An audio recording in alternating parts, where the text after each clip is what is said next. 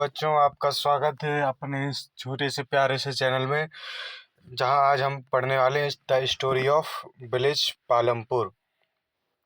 जहां हम story of village Palampur को देखेंगे। इसमें क्या होता है, क्या है। देखो, ये विलेज पालमपुर जो है वो एक कोई विलेज नहीं है। एक तरह का मैं बता देता हूँ, ये एक इमेजिनरी विलेज है। इसको हम एग्जाम्पल के रूप में ले रहे हैं। एग्जाम्पल के रूप में इस पूरे एक इमेजिनेबल गांव है। मतलब इसको हमने मान लिया है कि एक ऐसा गांव है, ऐसा। और जनरली वैसा ही सब कुछ यहाँ बताया गया है, वैसा ही कुछ सब यहाँ हो रहा है, तो सब कुछ वैसा ही यहाँ बताया जा रहा है। देखो, the purpose of the story is to introduce some basic concept relating to production, and this we do through a story of hypothetical village called Palampur. इसमें यही चीज़ लिखा है ना कि हमने ये एक बेसिक कॉन्सेप्ट को इसमें हम देखेंगे, रिलेट कर पाएंगे कि प्रोडक्शन कैसे होता है। उस चीज़ के लिए हाइपोथेटिकल विलेज हमने लिया है Palampur. Farming is the main activity in Palampur. जो फार्मिंग है, जो किसानी है, वही एक मेन, एक ही कार्य है जो यहाँ पे होता है। मेन काम है वो फार्मिंग ही यहाँ पे होता है पालमपुर में। Where is several other activities, और बाकी और भी क्रियाएं होती हैं, और भी बहुत सारी चीज़ें होती हैं फार्मिंग के अलावा भी। जैसे कि स्मॉल स्केल मैन्युफैक्चरिंग, मतलब छोटे छोटे दुकानदार, जैसे कोई बीड़ी ईड़ी बनाता है, छोटे छोटे दुकानदार हैं, कोई कपड़े बुन रहा है, कोई कुछ सिलाई मशीन रखे है। तो ये डेयरी का कोई दूध बेच रहा है, ट्रांसपोर्ट का है, बैलगाड़ी चला रहा है, रिक्शा चला रहा है। रिक्शा मतलब वो ये हाथ वाले, समझ रहे हो ना, साइकिल पे जो चलाते हैं, पीछे बैठ जाते हैं। या वो वाले भैंस वाले, भैंस आगे बंधी रहती है बैलगाड़ी के रूप में। किसी के पास टेम्पो होगी, किसी की बाइक होगी, कोई छोड़ देता होगा पैसे लेके। Transactions are carried out on a limited scale. उनके पास लिमिटेड लोग हैं, तो लिमिटेड छोटा सा गांव होता है, तो उसमें जितने लोग होंगे उन्हीं के लिए बिजनेस दे पाएंगे। और तो होगा नहीं, जैसे बड़े शहर हों, महानगर हों, तो ज़्यादा वहाँ पे लोग हों, तो ज़्यादा यूज हो, ज़्यादा जहाँ ज़्यादा पॉपुलेशन होती है वहाँ का विकास भी ज़्यादा जल्दी होता है। विकास मतलब मार्केट का विकास होता है, मतलब हर लोग की ज़रूरत बढ़ जाती है। अब अभी कोई दुकान से एक ही लोग है बीड़ी सिगरेट खरीदने वाला है, जैसे कि जो पीते हैं, जैसे कोई पानी की बोतल आती है, जैसे चाय की दुकान है, कोई चाय पीता है सुबह सुबह, है सुबह सुबह से चाय पीता है, जैसे कोई तो दुकान पे जाता है, चाय पी लेता है। अब 500 लोग हैं, उसमें से 10-20 ही लोग आते हैं सुबह से चाय पीने, 50 लोग आ जाते हैं मुश्किल से। और जैसे बड़े शहर हों, तो वहाँ पे चाय चलती रहती है, दिन भर चलेगी, दिन भर लोग पीते हैं चाय। ये चीज़ है। These production activities need various type of resources. इनके लिए वेरियस टाइप ऑफ रिसोर्सेज लगते हैं, जैसे नेचुरल रिसोर्स हो गया, मैन मेड आइटम्स हो गए, ह्यूमन एफर्ट हो गया, मतलब इंसान को तो काम लगेगा ही। मनी पैसा तो ये तो होता ही है, ये तो लगेगा ही हर जगह। As we read through the story of Palampur, we will learn how various resources combine to produce the desired goods and services in the village.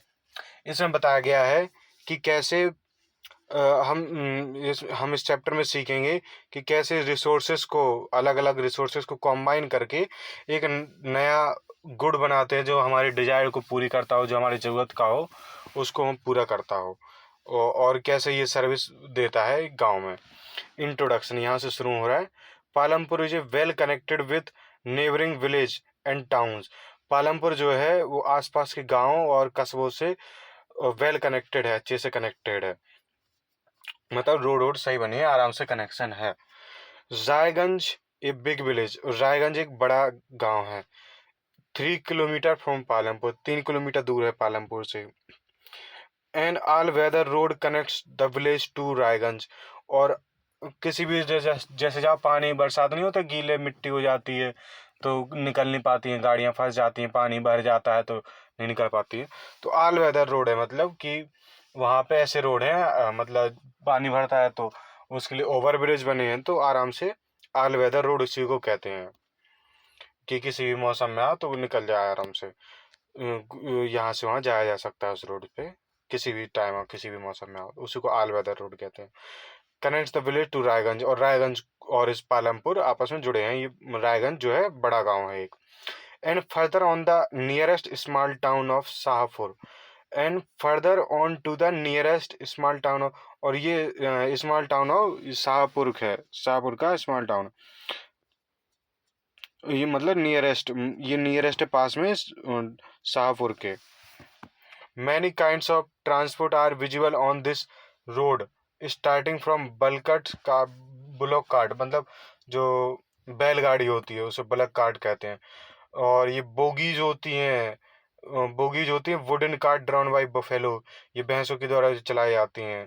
Tongs वही होते हैं जैसे जिसमें घोड़ा आगे बना रहता है, फिर एक बीच में अंदर छोटा सा बैठने के लिए जगह बनी रहती है, तो घोड़ा उसको लेके जाता है। और ये सब भरे होते हैं जैगरी मतलब गुड़ से, और other commodity to motor vehicle like motorcycle jeep tractor, ये सब ये चीज़ें लदी होती हैं किससे, जैगरी से और अदर कमोडिटीज से, एक जगह से दूसरी जगह ले जाने पे, जैसे शाहपुर ले जा रहे हैं, चाहे रायगंज ले जा रहे हैं, वहाँ से यहाँ जा रहे हैं ट्रेडर, समझे, बेचने के लिए अपना अपना सामान। जैसे कि पालमपुर वाले रायगंज जाते होंगे बेचने के लिए, हैं कि वहाँ बिक जाए, रायगंज वाले इस होप में आते होंगे कि यहाँ पे कुछ बिक जाए, तो रायगंज वाले और पालमपुर वाले भी सब यहाँ जाते होंगे शाहपुर से सामान वामान लेने के लिए, समझे। The village has about 450 family, मतलब 450 परिवार रहते हैं इस गांव में, और अलग अलग हर कास्ट से आते हैं, और कि मतलब जनरल ओबीसी एससी एसटी सब कास्ट से आते हैं। और द 80 जो बड़ी कास्ट के मतलब अपर कास्ट की परिवार रहते हैं, ओन द मेजोरिटी, और वही जो ज़्यादातर लैंड अपने उनके हैं, जितनी ज़्यादा से ज़्यादा ज़मीन है ये किसकी हैं, 80 जो अपर कास्ट की फैमिली हैं इन्हीं लोगों की हैं। Their houses some of them quite large, और उनके घर मकान भी बड़े हैं, बड़े बड़े बने हैं, मतलब कंपेयर करें दूसरे अदर कास्ट से तो इनके घर मकान जो हैं बड़े बने हुए हैं। और इनके ब्रिक मतलब और सीमेंट प्लास्टिंग मतलब गुम्मों से और सीमेंट से बने हैं, मतलब पक्के मकान बने हुए हैं। और जबकि एससी जो दलित है वो उसमें 1/3 ऑफ द पॉपुलेशन जो जो दलित पूरे एससी हैं, पूरे गांव के 1/3 हैं, तो उनके जो एक कोने में रहते हैं, गांव के एक कोने में रहते हैं, और एक छोटे से घर में रहते हैं, और वो भी मिट्टी के बने होते हैं, मिट्टी और वो झाड़ आड़ के, जैसे गन्ने के डंडे से ये कच्चे मकान बने रहते हैं, जैसे मड मतलब मिट्टी वगैरह, और ये स्ट्रा मतलब वही लकड़ी के डंडों से, और झाड़ वाड़ डला रहता है उस चीज से। Most of the houses have, क्या रहता है, इलेक्ट्रिक कनेक्शन, और ज़्यादातर सभी गांव में मतलब सभी घरों में इलेक्ट्रिक कनेक्शन है, सब घरों में बिजली आती है ज़्यादातर घरों में। Electricity powers all the tube wells, electricity जो है पावर करती है सारे ट्यूबवेल्स को फील्ड में, ठीक है। इलेक्ट्रिसिटी से सारे ट्यूबवेल चलते हैं वहाँ पे, जो पानी आनी देते हैं ना, जब खेतों में पानी लगता है तो वो पानी जैसे नदी तालाब है नहीं अगल बगल, तो वो जो पानी आएगा वो कहाँ से आएगा, ट्यूबवेल से आएगा। ट्यूबवेल क्या होता है, जैसे ये जमीन है एक खेत की, और तालाब बहुत दूर है, तो यहाँ कहीं वो गड्ढा कराता है, जैसे बोरिंग मशीन आती है, फिर यहाँ से यहाँ पे बोर हो जाता है, फिर यहाँ से वो पानी निकालता है, फिर इसके द्वारा वो पूरे उसमें पानी लगाता है, तो उसी चीज़ को ट्यूबवेल बोलते हैं। ट्यूबवेल हो जाता है जहाँ गड्ढे कुआ हुआ हो जाते हैं, इसी तरह। In the end is used, और इनको चलाने के लिए क्या लगती है, इलेक्ट्रिसिटी चल रही है, तो electricity powers all the tube wells, ठीक है। And is used in various type of small businesses, और ये छोटे छोटे बिजनेसेस के लिए भी काम आते हैं, जैसे कोई पानी निकाल के दे रहा है तो पानी कोई बेच रहा है, शुद्ध पानी हो गया, इस सब चीज, ठीक है। मतलब दूसरी जगह सप्लाई कर रहा है। और पालमपुर हैज 2 प्राइमरी स्कूल्स, और पालमपुर के पास 2 प्राइमरी स्कूल हैं, ठीक है। One of the high school, एक हाई स्कूल है, मतलब दो ये 7-8 तक के स्कूल होते हैं उनको प्राइमरी स्कूल बोलते हैं, 6-7-8 तक के वो प्राइमरी, तो 2 प्राइमरी स्कूल हैं, और बाकी एक हाई स्कूल है, there is a primary health centre run by the government, और एक प्राइमरी हेल्थ सेंटर भी है जो गवर्नमेंट के द्वारा चलाया जाता है, और एक प्राइवेट डिस्पेंसरी है मतलब दवा खाना है जहाँ पे बीमार लोग को देखा जाता है, ट्रीट किया जाता है, दवाइयाँ दी जाती हैं, उन्हें देखा ट्रीट किया जाता है। एक प्राइवेट है, एक सरकारी है। The description about shows that Palampur has fairly well developed system of roads, मतलब ये दिखाता है कि ऊपर जो भी चीज़ हमें पढ़ी हैं तो इसमें हमें दिखाता है कि पालमपुर के पास अच्छे खासे विकसित रोड हैं, जो सही है रोड, और ट्रांसपोर्ट का सिस्टम सही है, मतलब रोड सही बने तो ट्रांसपोर्ट अपने आप सही होगा, और बिजली है सही से, और इरिगेशन भी सही है वहाँ। इरिगेशन मतलब पानी लगाना, जो पानी जिस चीज़ से लग रही है, मतलब खेतों में पानी सींचना, उसी को एक इरिगेशन कहते हैं। वो एक इरिगेशन मेथड है जिससे हम पानी में पानी लगाते हैं खेतों में। खेतों में पानी लगाना उसी को इरिगेशन बोलते हैं। स्कूल है वहाँ पे, हेल्थ सेंटर भी है, गवर्नमेंट है, प्राइवेट है। Compare these facility with those in your near by village, और अपने अपने गांव में ये आप लोग देख सकते हैं कि ये ऐसी चीज़ें फैसिलिटी आसपास के गांव में है कि नहीं है, और अगर आपके आसपास के गांव में है कि नहीं है ये भी देखें, और क्या कहते हैं आपके गांव में है कि नहीं। जैसे आप गांव में नहीं रहते, शहर में रहते, तो आसपास के गांव में आप ऐसे कर सकते हैं, आपको पता होगा ज़्यादातर क्या हाल है गाँव के। द स्टोरी ऑफ पालमपुर, जो पालमपुर की कहानी है, एक इमेजिनरी गांव है एक, will take us through the different type of production activities. ये हमें इस गांव की कहानी हमें एक डिफरेंट मतलब एक अलग तरह की गतिविधियों तक ले जाएगा। प्रोडक्शन की अलग अलग गतिविधियां, कैसे कैसे प्रोडक्शन होता है, तो हम्म, किसी गांव में क्या क्या हो सकता है, उस चीज को हम यहाँ पे देखेंगे, वो imagination. In village across India, मतलब जितने भी गांव हैं across India, farming is the main production activity. Farming he main production activity है, मतलब हमने कहा जाता है ना कि अपना कृषि प्रधान देश है, तो वही चीज है ये। The other production activities refer to as non farm activities, और दूसरी तरह की गतिविधियों को हम कहते हैं बिना किसानी वाली या नॉन फार्मिंग वाली, बिना खेती किसानी वाली गतिविधियां।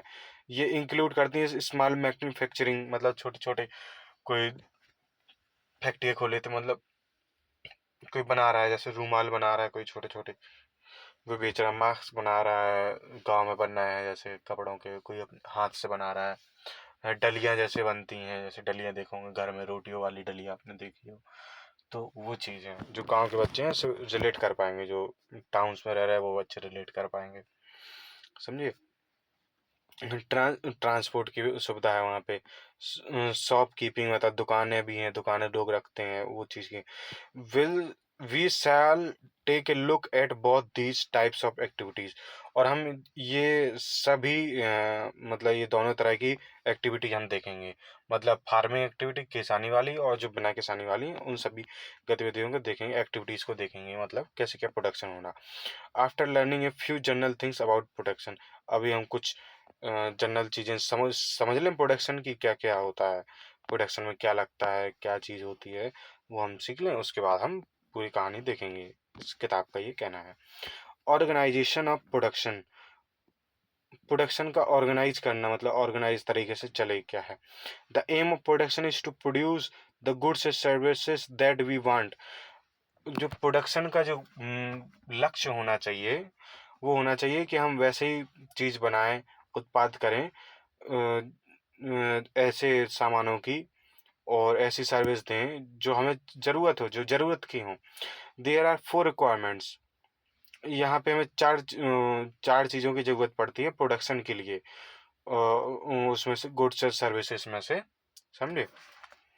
तो पहली रिक्वायरमेंट है लैंड, ज़मीन होनी चाहिए। And other natural resources such as water, पानी भी होना चाहिए, फॉरेस्ट मिनरल्स, ये मिल जाता है। लैंड होगा तो पानी निकल आएगा वहीं से, हैं, फिर फॉरेस्ट वॉरेस्ट हमें भी चाहिए पड़ते हैं कोई जैसे मेडिकल वाला है तो मिनरल्स हमें चाहिए पड़ते हैं, मिनरल्स वाटर वाटर, तो ये ठीक है। लैंड मेन रिक्वायरमेंट लैंड हो गई, जैसे यहाँ पे मेन जो हाईलाइट है वो मेन चीज़ होगी। सेकंड रिक्वायरमेंट इज लेबर, हमें दूसरी चीज़ चाहिए लेबर, जैसे कि people who will do the work some production activities require highly educated workers. क्या कहता है कि जो दूसरी ज़रूरत है वो हमें लेबर की, मतलब लेबर मतलब जो काम करने के लिए जो लोग हैं, जो कौन लोग काम करेंगे उसे हम लेबर कहते हैं। जैसे कि people who will do the work, मतलब ऐसे लोग जो काम करेंगे। सम प्रोडक्शन, और जो कुछ प्रोडक्शन एक्टिविटीज़ होती हैं वो क्या करती हैं, उन्हें ज़रूरत रहती है ऐसे लेबरों की, ऐसे लोगों की जो एजुकेटेड हों, ऐसे काम करने वालों की जो मतलब पढ़े लिखे हों, थोड़ा उनमें स्किल हो, हाँ, थोड़ा ज्ञान हो उनमें। परफॉर्म द नेसेसरी, मतलब कोई टास्क करना हो उसके लिए समझ होना कि हाँ ऐसे ऐसे करना है, ठीक है। कुछ ये दूसरी चीज़ है। और मतलब दूसरा ज़रूरत है ये हमें कब पड़ती है, जब हमें कोई हाईली एजुकेटेड वर्कर्स की ज़रूरत पड़ती है, जब हमें प्रोडक्शन एक्टिविटीज़, कुछ कुछ प्रोडक्शन एक्टिविटीज़ में गांव लेवल पे तो हमें पड़ जाती है ज़रूरत। Other activities require worker who can do manual work, और कुछ काम ऐसे होते हैं कि हाथ से करने वाले होते हैं। हाँ, तो ठीक है। और each worker is providing the labour necessary production, और ईच जो वर्कर है, एक जो काम करने वाला है, वो लेबर प्रोवाइड कर रहा है जो नेसेसरी है प्रोडक्शन के लिए। वो लेबर दे रहा है, मतलब मजूरी दे रहा है, काम कर रहा है किसी की फैक्ट्री में। और तो तीसरी ज़रूरत है फिजिकल कैपिटल। फिजिकल कैपिटल ये क्या है, इसके अंदर भी बहुत सारी चीज़ें आती हैं, मतलब तीन चीज़ें आती हैं बेसिकली, अभी आगे देखेंगे। Variety of inputs required at every stage during production. हर एक स्टेज पे हमें जो जो चीज़ें ज़रूरत लगने वाली हैं उसको हम फिजिकल कैपिटल कहते हैं। What are the items that come under physical capital, देखो आइटम्स क्या क्या आता है।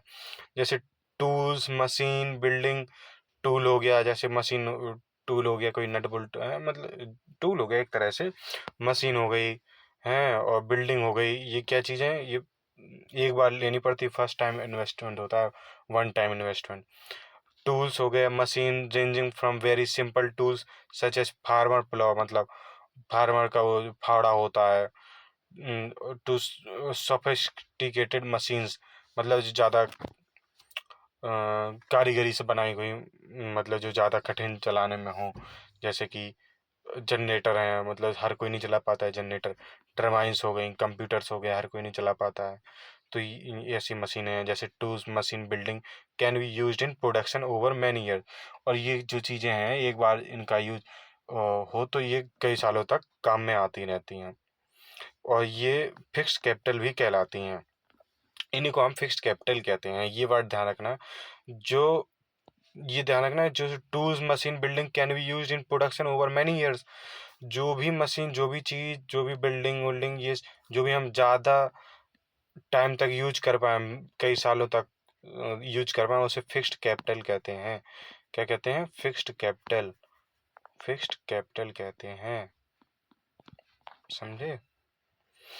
Raw materials and money in hand. Production requires a variety of raw materials. और जो रॉ मटेरियल्स जैसे हो ना, कच्चा माल, और मतलब रॉ मटेरियल मतलब जो ज़मीन से तुरंत लाया गया हो, जैसे जैसे क्या बताएं आपको, जैसे मिट्टी है, मिट्टी आ गई, उसी को रॉ मटेरियल बोलेंगे। और रॉ मटेरियल कुम्हार के पास जाएंगे जो मटके बनाने वाले होते हैं, तो वो क्या कहते हैं कि उस मिट्टी से मटका बना देंगे, उस मिट्टी से कुछ भी बना देंगे। तो क्या होगा, वो फिर प्रोडक्शन की एक्टिविटी में आ जाएगी। तो वो मिट्टी से जितना मिट्टी बिक रही होगी, मिट्टी अगर 10 रुपए की बिकेगी तो उसका मटका 20-30 रुपए का बिक जाएगा, क्योंकि उसमें उसने अपनी कारीगरी की होती है। और production require variety of raw material, उनके पास रॉ मटेरियल्स की बात ज़रूरत होती है। जैसे कि यार्न यूज्ड बाय वीवर, मतलब जो यार्न होते हैं, मतलब जैसे आपने देखा होगा, जैसे आपको कैसे समझाएं, जैसे रुई वगैरह आपने देखी हो, ये कहाँ से आती है, सीप होती हैं, उनके ऊपर के स्किन के बाल निकाले जाते हैं, उससे फिर वही चीज़ से हम प्रोवाइड होते हैं। वीवर जो सिलाई करने वाले, रुई वुई का काम करने वाले होते हैं, उनके लिए यूज्ड बाय द पॉटर। जो पॉटर जो होते हैं, पॉटर समझ रहे हो ना, जो मिट्टी की चीज़ बना रहे हैं, पॉट बना रहे हैं, मिट्टी के पॉट बना रहे हैं, जो उसी को पॉटर कहते हैं। के लिए इनके यूज होती है इनके द्वारा। Also some money is always required during production to make payments and buy other necessary items.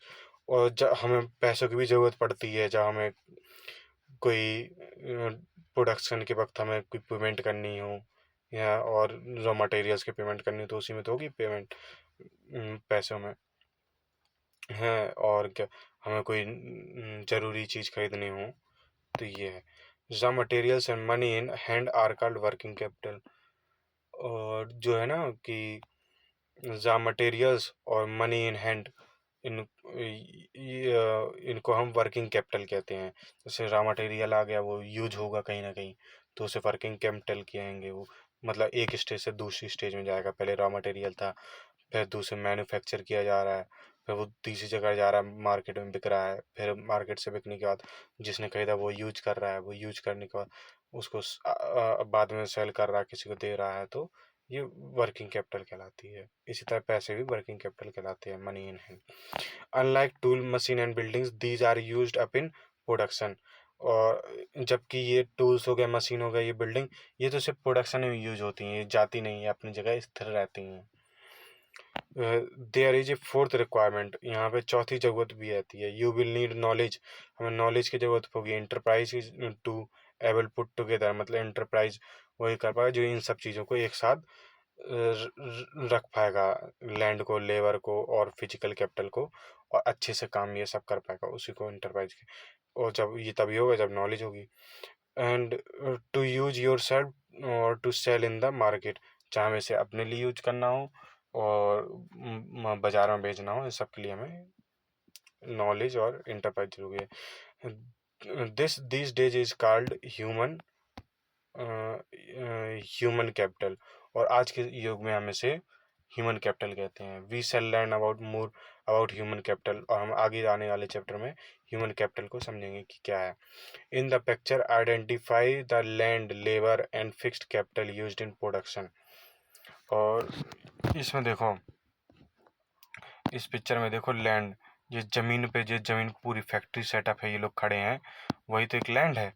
और लेबर क्या है, ये लोग काम कर रहे हैं, काम करके दे रहे हैं, तो यही लेबर हैं। जबकि ये वर्कर हैं, मतलब इन्हीं को लेबर कहा जाता है।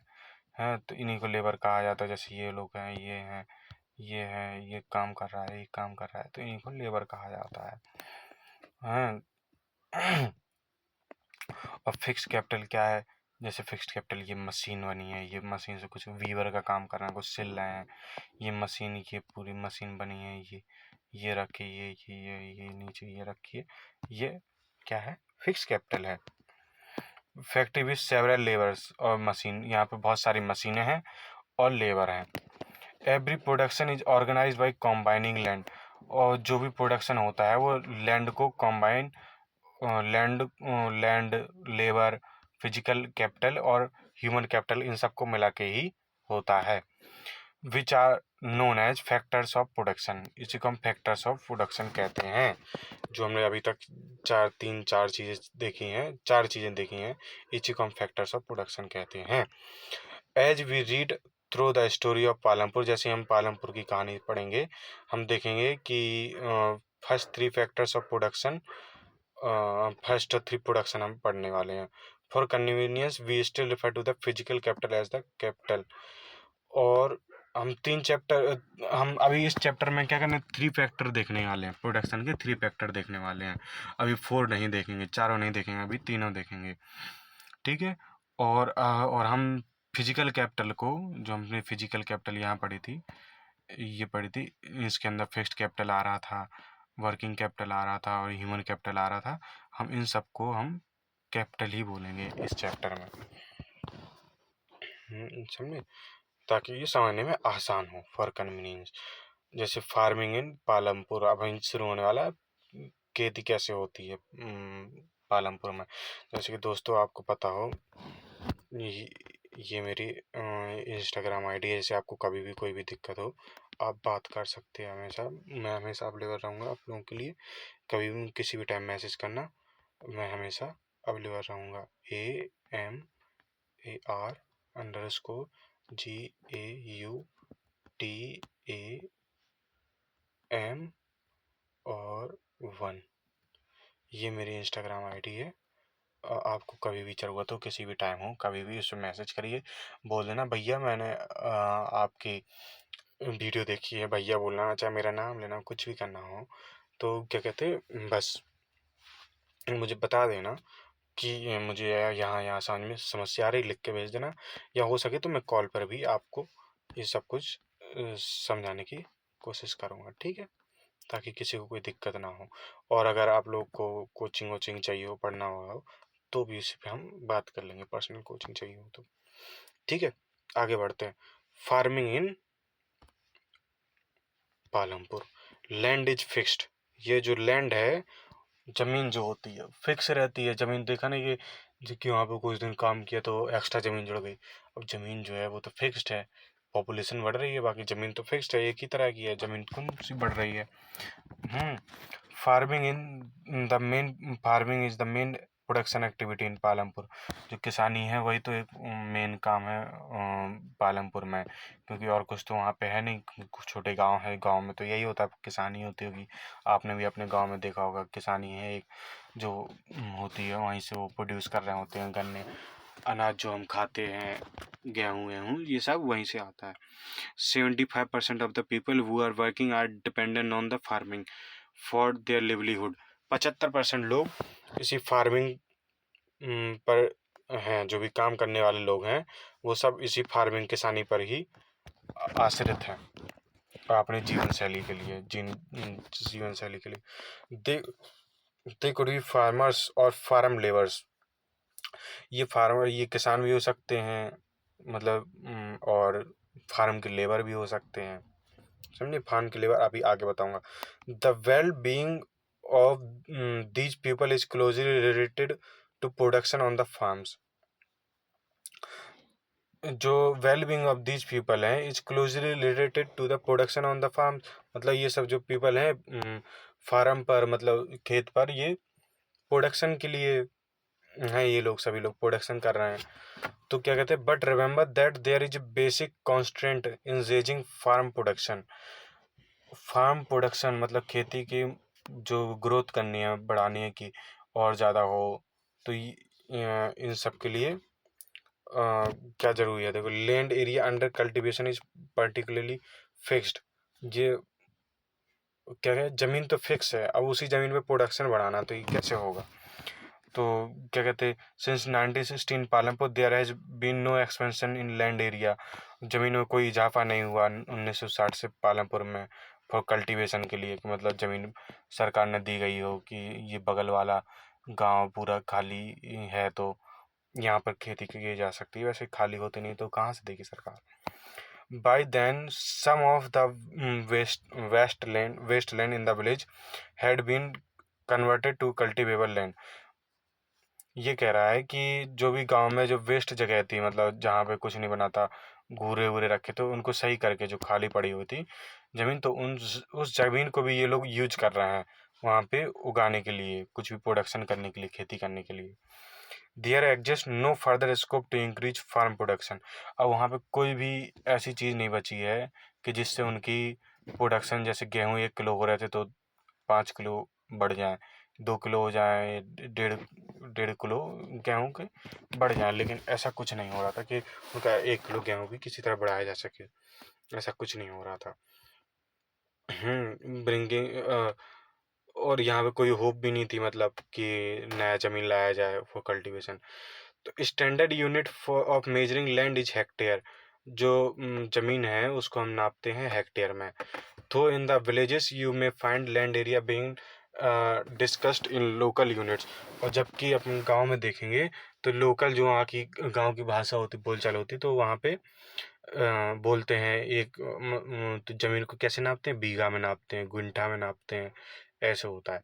1 hectare equals to area of a square with one side measuring 100 metre.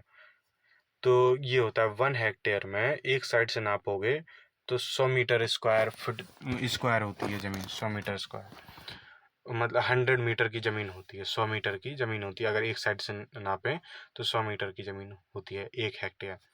Can you compare the area of 1 hectare field with the area of your school ground? आप 1 हेक्टेयर ज़मीन को नाप सकते हैं अपने स्कूल के ग्राउंड से। तो ये आपको अपने स्कूल के ग्राउंड में आप नापना, अपने स्कूल के ग्राउंड का 1 हेक्टेयर के लगभग है। तो आपको इसको बताना, फिर मुझे कमेंट में बताना। Is there a way one can grow more farm from the same land? मतलब कि 1 क्विंटल गेहूँ हो रहा था तो 2-3 क्विंटल और हो जाए, तो ऐसी कोई चांस है, ऐसा कोई तरीका है जिससे हमें फार्म की मतलब प्रोडक्शन बढ़ा सकें? In the kind of crops grown and facilities available, जो मतलब क्रॉप्स उगाई जाती हैं और फैसिलिटीज जो अवेलेबल हैं उसी के तौर पे यहाँ पे क्रॉप्स उगाई जाएंगी। जैसे Palampur would resemble A village in of the western part, मतलब वेस्टर्न पार्ट का ये यूपी का वेस्टर्न पार्ट का रिजेंबल कर रहा है। All land is cultivated in Palampur, मतलब पूरी ज़मीन यहाँ जोती जाती है पालमपुर में। No land is left idle, मतलब कोई ज़मीन खाली नहीं छोड़ी जाती है, कोई ज़मीन का हिस्सा खाली नहीं छोड़ा जाता है। ड्यूरिंग द रेनी सीजन, बरसात के दिनों में kharif farmers grow jowar and bajra, मतलब खारिफ उगाई जाती है बरसाती मौसम में, और जैसे कि ज्वार और बाजरा। These plants are used as a cattle feed, और ये प्लांट कैटल के मतलब जो भेड़ बकरी पालते हैं उनके खाने के लिए भी काम आते हैं ये पौधे। और it is followed by cultivation of potato, ये पटैटो का कल्टीवेशन होता है, उगाते हैं कब? अक्टूबर दिसंबर के बीच में है। In the winter season rabi fields are sown with wheat, मतलब जब सर्दियों के मौसम में फील्ड पे मतलब उसके बीज डाले जाते हैं व्हीट के, गेहूं के। फ्रॉम द व्हीट प्रोड्यूस, और जो गेहूं आ जाता है, farmers keep enough wheat for the family, परिवार के लिए वो कुछ रख लेते हैं, उनके परिवार के लिए खाने के लिए जो जितना हो पाए, और जो ज़्यादा होता है वो मार्केट में बेच देते हैं रायगंज के बाज़ार में। और उसका कुछ A part of the land area is also devoted to sugarcane which is harvested once a year, और गन्ने उगाने के लिए जमीन का एक हिस्सा वो लोग गन्ने को देते हैं, और जो कि हार्वेस्ट होता है साल में एक बार, मतलब 1 साल की खेती है जो 5-6 महीने 3-4 महीने चलने वाली नहीं है। तो शुगर केन को, गन्ने को 1 साल लग जाता है। ये शुगर केन देख पा रहे होंगे आप लोग, ये चीज़ है।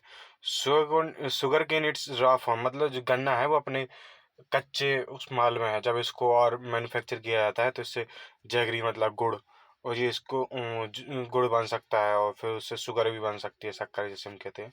और ये ट्रेडर को बेच देते हैं, जैसे दुकानदार होंगे जो खरीद बेच करते हैं ये सब से, जहाँ दुकानें होती हैं, तो ये शाहपुर में ये सब बेच देते हैं। The main reason why farmers are able to grow 3 different crops in a year in Palampur is due to well developed system of irrigation. ये इस वजह से है कि मतलब कि ये 3 तरह की ये फसलें उगा पा रहे हैं एक साल में। ये इस वजह से क्योंकि मतलब इरिगेशन का जो पानी देने का जो है इनके पास सिस्टम वो अच्छा है, इरिगेशन की समस्या नहीं है यहाँ पे। जैसे कि बिजली आ जाती है, जल्दी आ जाती पालमपुर में। Its major impact was to transform the system of irrigation, इसका एक ही लक्ष्य है कि मतलब इरिगेशन के सिस्टम को ट्रांसफॉर्म करना, मतलब इसको बढ़ाना, इसलिए बिजली जल्दी आ जाती। तो और इससे और ट्रांसफॉर्म हो सके, ट्यूबवेल बनाए लोग हैं, हर खेत में ट्यूबवेल लगे, मतलब आसपास एक ट्यूबवेल से मतलब 2 लोग यूज कर रहे हों, ये है मतलब उनको डेवलप करना चाहते हैं। Farmers draw water from the wells and irrigate small field, मतलब इससे वेल से, कुओं से पानी लेते हैं किसान और अपने फील्ड में लगाते हैं पानी। People saw that the electric run tube wells could irrigate much larger area of land more effectively. मतलब किसानों ने देखा कि जो ट्यूबवेल है उससे हम ज़्यादा ज़मीन पे पानी लगा सकते हैं, वो भी आसानी से और सहूलियत से। और जो the first few tube wells were installed bye the government, और जो शुरुआत के कुछ दो चार ट्यूबवेल हैं वो सरकार द्वारा लगाए गए। उसके बाद फार्मर ने प्राइवेट ट्यूबवेल अपने अपने लगवा लिए। और इससे क्या हुआ कि रिजल्ट हुआ mid 1970s, entire cultivated area of 200 hectare was irrigated. मतलब जो कल्टीवेशन के लिए 200 हेक्टेयर जमीन थी, कुछ जो नहीं अच्छे से इरिगेट हो पाती थी, वहाँ खराब हो जाती थी, तो वो पूरे अच्छे से इरिगेट हो गई पूरी 200 हेक्टेयर, वो किससे, ट्यूबवेल्स की मदद मदद से 200 hectare. Not all villages in India है such high level of irrigation. ये ऐसा नहीं है कि ये पूरे देश भर में हो, देश भर में ऐसा नहीं है, देश के हर गाँव में। Apart from the river riverine plains, मतलब जो नदी किनारे के तट हैंगे वहाँ, और जो कोस्टल एरियाज हैं जहाँ पे जैसे कोस्टल एरिया जैसे भारत है, यहाँ के जो एरिया है, तो वहाँ पे भी ये अच्छे इरिगेशन के सिस्टम है। और ये इन एरिया में वेल इरिगेटेड है, मतलब अच्छे तरीके से यहाँ पे इरिगेशन होता है। इन कॉन्ट्रास्ट मतलब हम देखें कि plateau region such as Deccan plateau have low level of irrigation. मतलब ऐसे दक्कन का पठार देखें तो यहाँ पे हम देखेंगे कि यहाँ पे कम, बहुत वो पानी, मतलब इरिगेशन की समस्याएं होती हैं यहाँ पे। ये इम्पोर्टेंट नहीं है ज़्यादा, तो आप समझने के लिए है, पेपर में नहीं आएगा। Of the total cultivated area in the country, little less than 40% is irrigated even today. ये बता रहा है कि आज भी 40% इरिगेट होता है, टोटल जो कल्टीवेशन का लैंड है, ट्यूबवेल्स की मदद से, इरिगेशन से, बाकी नहीं होता है। Farming is largely dependent on rainfall. आज भी वो लोग बारिश पे, बरसात पे निर्भर करते हैं ज़्यादातर। ये चीज़ to grow more than one crop on a piece of land during the year is known as multiple cropping. Multiple cropping क्या होती है कि हम एक या एक से ज़्यादा फसल उगाएं एक ज़मीन पे, वो भी मतलब और एक ही साल में, और उसे हम मल्टीपल क्रॉपिंग कहते हैं। जैसे कि एक खेत है, आधे खेत में आलू लगा दिए, आधे खेत में टमाटर लगा दिए, और थोड़े बहुत खेत में गेहूँ लगा दिए, तो ये मल्टीपल मल्टीपल क्रॉपिंग हो गई। It is the most common way of increasing production on a given piece of land. ये बहुत आसान तरीका है कि हम एक ज़मीन पे प्रोडक्शन बढ़ा सके। प्रोडक्शन बढ़ेगा मतलब तो इनकम भी जनरेट होगी, प्रोडक्शन बढ़ा सके। ये नॉर्मल सा तरीका है, मतलब कॉमन, ये सब समझदार लोग सब समझ जाते हैं कि ऐसे में करना चाहिए। All farmers in Palampur grow at least two main crops. मतलब कि जितने भी फार्मर्स हैं उनको पालमपुर में, तो उनको ये है कि उन्हें मिनिमम दो जरूरी फसल उगानी चाहिए, जैसे ज्वार बाजरा हो गया। Many are growing potato as a third crop. और कई लोग तीसरी फसल भी उगाते हैं, जैसे आलू उगाते हैं ज़्यादातर लोग वहाँ के। इन द पिछले 15-20 साल में यही देखा गया है। आगे चलते हैं। डिफरेंट का जैसे व्हीट बाजरा हो गया है, और गन्ने की होती है खेती, एक साल लगता है इसमें, हमने देखा है। और जैसे पटेटो, ये थर्ड क्रॉप की यहाँ पे इस चैप्टर में बात की है कि मतलब जो लोग मेन मेन तो उगाते ही हैं, इन तीनों में से कोई दो ले लेंगे तो वो मेन उगाएंगे, और फिर एक इसको भी उगाते हैं। 15-20 से यही साल देखा जा रहा है, 15-20 साल से। हम्म आगे चलते हैं। ये दिया गया है कल्टीवेटेड, मतलब 1950-51 इतना एक एकड़ मतलब ज़मीन कल्टीवेट होती थी, मतलब जोती जाती थी। 91 में इतनी 186, 12-13 में 194 हैं। यहाँ पे 91 से 1 से लेके 11 तक, 2 साल यहाँ, मतलब 2 बार, 91 और 2001 में 86-86 है, 186। सबसे ज़्यादा 2013-14 में यहाँ पे हुई थी उपजाऊ। ये है सब।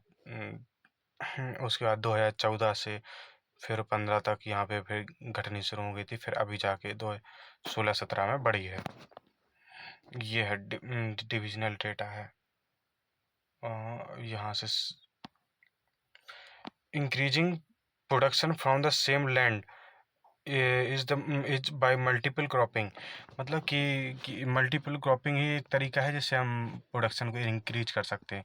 The other way is to use modern farming methods, और एक और तरीका है, दूसरा तरीका है, हम मॉडर्न फार्मिंग का यूज कर सकते हैं फॉर हायर यील्ड, मतलब ज़्यादा यील्ड पाने के लिए। यील्ड बेसिकली मतलब कि हाँ ज़्यादा उससे उपजाऊ, मतलब ज़्यादा प्रोडक्शन मिल रहा है। Yield is measured as crop produce on a given piece of land during a single season, मतलब एक सीजन में कितनी फसल हुई है, वो चीज़ नापता है क्या, यील्ड, उस चीज़ को हम यील्ड कहते हैं। मतलब कितनी ज़्यादा उपजाऊ हुई, कितनी नहीं हुई, तो ये हम यील्ड नापते हैं। Till the mid 1960s, seeds used in cultivation were traditional ones with relatively low yields। मतलब क्या होता था कि मिड सेंचुरी तक, 1960 के जब सीड्स यूज्ड इन कल्टीवेशन, मतलब जो सीड होते थे वो अपने देश के होते थे, मतलब ट्रेडिशनल सीड होते थे, उन्हीं को जो गेहूँ खा रहे हैं उन्हीं को हम उपजाऊ करते थे, तो क्या कहते थे, लो यील्ड देते थे, मतलब कम उपजाऊ कम करते थे वो हैं। तो क्या हुआ, farmer use cow dung and, और मतलब वो काउ का मतलब जो काउ डंग होता है ना, जैसे गोबर, और other natural manual natural manure as fertiliser, मतलब जो नेचुरल तरीके के, जैसे समझो जैसे काउ डंग है उसको मतलब इकट्ठा करते रहे पूरे उसमें, घर का खाना कचरा बचा हुआ, इन सब चीज़ों को ये लोग डालते थे, तो उसको एज फर्टिलाइजर यूज करते थे वो अपनी ज़मीनों में हैं। These were readily available with the farmers who did not have to buy them, और ये मतलब किसानों के पास अपने अपने आप मिल जाती थी ये सारी चीज़ें, और इनको ये खरीदनी भी नहीं पड़ती थी। तो जब 1960s में क्या हुआ, ग्रीन रेवोल्यूशन इंडिया में आया, इंडिया को फार्मर्स को बताया गया, और cultivation of wheat and rice, और गेहूं और चावल का उत्पाद बढ़ाया गया।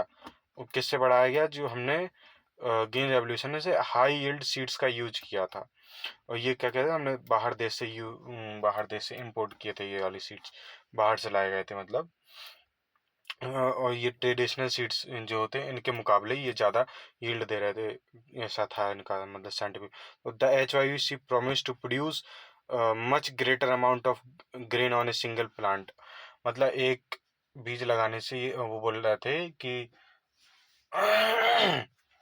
मतलब ज़्यादा उपजाऊ हो गई। तो उसी तरह ये देखा गया बाद में, मतलब जैसे क्या कहते थे, एक पेड़ लगाया टमाटर का, जैसे भारत में जो अपन लोग ट्रेडिशनल थे, तो उसमें 2-3 ही टमाटर फरे, और जबकि जो HYV सीड्स आए उससे पौधे लगाए गए, जैसे टमाटर के, तो उसमें 8, 10, 12 टमाटर उगे, तो ये चीज़ हुई है, हमें देखने को मिला HY सीड्स में। और हैं as a result the same piece of land, मतलब वही जगह would now produce far larger quantities of food grains than was possible earlier। और उसी जमीन पर क्या हुआ, एक सेकंड रुकिएगा। हाँ जेनरस मतलब एक उसी जमीन पे अब ज़्यादा प्रोडक्शन हो रहा है, मतलब ज़्यादा उपजाऊ हो रही है ज़मीन, समझे। now produce far larger quantities of food grains than was possible earlier। अब पहले जो पॉसिबल नहीं था कि मतलब इतने ज़्यादा गेहूँ उग जाएगा, मतलब इतने ज़्यादा धान उग जाएगा, तो अब इस अब वो पॉसिबल हो गया है HYV सीड्स के द्वारा। HYV seeds however need plenty of water, मतलब इनके लिए कम पानी लगता है। आल्सो केमिकल फर्टिलाइजर्स, और इसके लिए केमिकल फर्टिलाइजर्स लगते हैं, एंड पेस्टिसाइड्स लगते हैं, तो मतलब इनका बचाने के लिए, बेस्ट यूज के लिए। जैसे ये HYV सीड्स हैं, ये ज़मीनें मॉडर्न फार्मिंग मेथड से, जैसे फार्म मशीनरी, ट्रैक्टर हो गया, ट्रैक्टर में डीजल लगता है, थ्रेसर लगता है, मतलब सील्डर लगता है, ये फर्टिलाइजर्स लगते हैं, पेस्टिसाइड्स लगता है, मतलब ये जब डाल देंगे तो ये चाहे पेस्ट मारने के लिए जो छोटे छोटे घास उगने लगते ना, जैसे ये पेड़ है जो मेन जो चाहिए हमें, और इसके नीचे ये इधर उगने लगेंगे, इधर उगने लगेंगे, इसके चारों तरफ। तो क्या होगा, जो इसको मिनरल मिलने होंगे वो ये अपने खाने लगते हैं। तो इनको मारने के लिए पेस्टिसाइड्स और फर्टिलाइजर्स देते हैं उन्हें, और अच्छा मजबूत बनाने के लिए। इरिगेशन, जो पाइपलाइन जाती है जैसे कैनाल्स के थ्रू जाता है, पंप सेट्स आता है, पंप लगे रहते हैं, बिजली और डैम के द्वारा पानी आता है, तो यहाँ से पानी लेके इरिगेशन होता है, मॉडर्न फार्मिंग में आता है ये सब। Higher yield were possible only from combination of HYV seeds, irrigation, chemical fertilizers, pesticide, इन सबको मिलाने से ही ये पॉसिबल हुआ है higher yield. Farmer of Punjab, Haryana and western Uttar Pradesh were the first try to out the modern farming method. मतलब ये पहले लोग थे जिनने पहली बार HYV सीड्स और मॉडर्न फार्मिंग के तरीकों को अपनाया था। The farmer in these reason set of tube wells, मतलब मतलब कि इस एरिया के किसानों के पास क्या था, HYV सीड्स और ट्यूबवेल मतलब थे, हैं इरिगेशन के लिए। मेड यूज ऑफ HYV, मतलब HYV सीड्स का इन्हें उपयोग किया, और केमिकल फर्टिलाइजर्स का भी और पेस्टिसाइड्स का भी, और फार्मिंग में। Some of then bought farm machinery, और कुछ लोगों ने फार्म मशीनरी खरीद ली थी, जैसे कि ट्रैक्टर और thresher which made प्लाइंग and harvesting faster. मतलब अ, कुछ लोगों ने ये सब खरीद लेते प्लाइंग के लिए, और हार्वेस्टिंग फास्टर बनाने के लिए थ्रेसर खरीद लेते। थ्रेसर जो होता है वो एक तरह मशीन होती है जिसमें हार्वेस्टिंग होता है। थ्रेसर आप गांव में देखना तो कि जो थ्रेसर आया गांव में लगते हैं, तो उससे फाइनल फाइनल जो होता है वो थ्रेसर ही काम करता है। कटाई अटाई हो गई, जैसे वहाँ की कटाई अटाई होती है, उसी को कहते हैं। In Palampur the yield of wheat grown from traditional varieties was 1300 kilo per hectare. और जो इन पालमपुर में है, the yield of wheat grown from the traditional varieties was 1300 kilo per hectare. और मतलब जैसे पहले जो होते थे, उस पहले जो बीज लगते थे उनसे क्या 1300 किलो पर हेक्टेयर, एक हेक्टेयर में 1300 किलो होता था कोई भी चीज़, धान हो गया कुछ भी हो गया। और जब से HYV सीड्स आए तब से वो 3200 kilo per hectare, 3200 kilo per hectare पे हो आ गया। यही चीज़ है, there was a large increase in the production of wheat.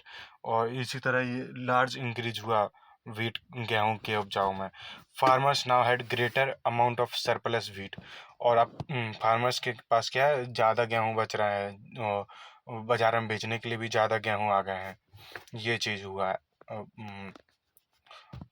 Latest discuss ये देखो, प्रोडक्शन ऑफ पल्सेस 1965-66 में 10, यहाँ 12, 11, 13, 14 ऐसे हुए।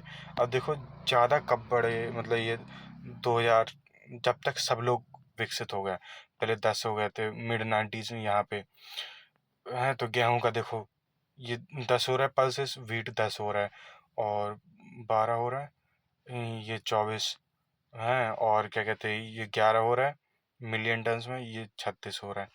ये चीज़ है प्रोडक्शन ऑफ वीट। इसी तरह जब देखो, जैसे पहले 10 होते थे, धीरे डबल डबल होते गए, डबल होते गए, बढ़ते ही गए, बढ़ते ही गए, घटे नहीं, बढ़ते ही गए। ये सब देख रहा है ना कि हर साल जैसे जैसे साल बढ़ रहा है, टाइम बढ़ रहा है, और किसान एबल हो रहे हैं हर चीज़ मशीन मशीन खरीदने के लिए, तो ये सब चीज़ हो रही हैं।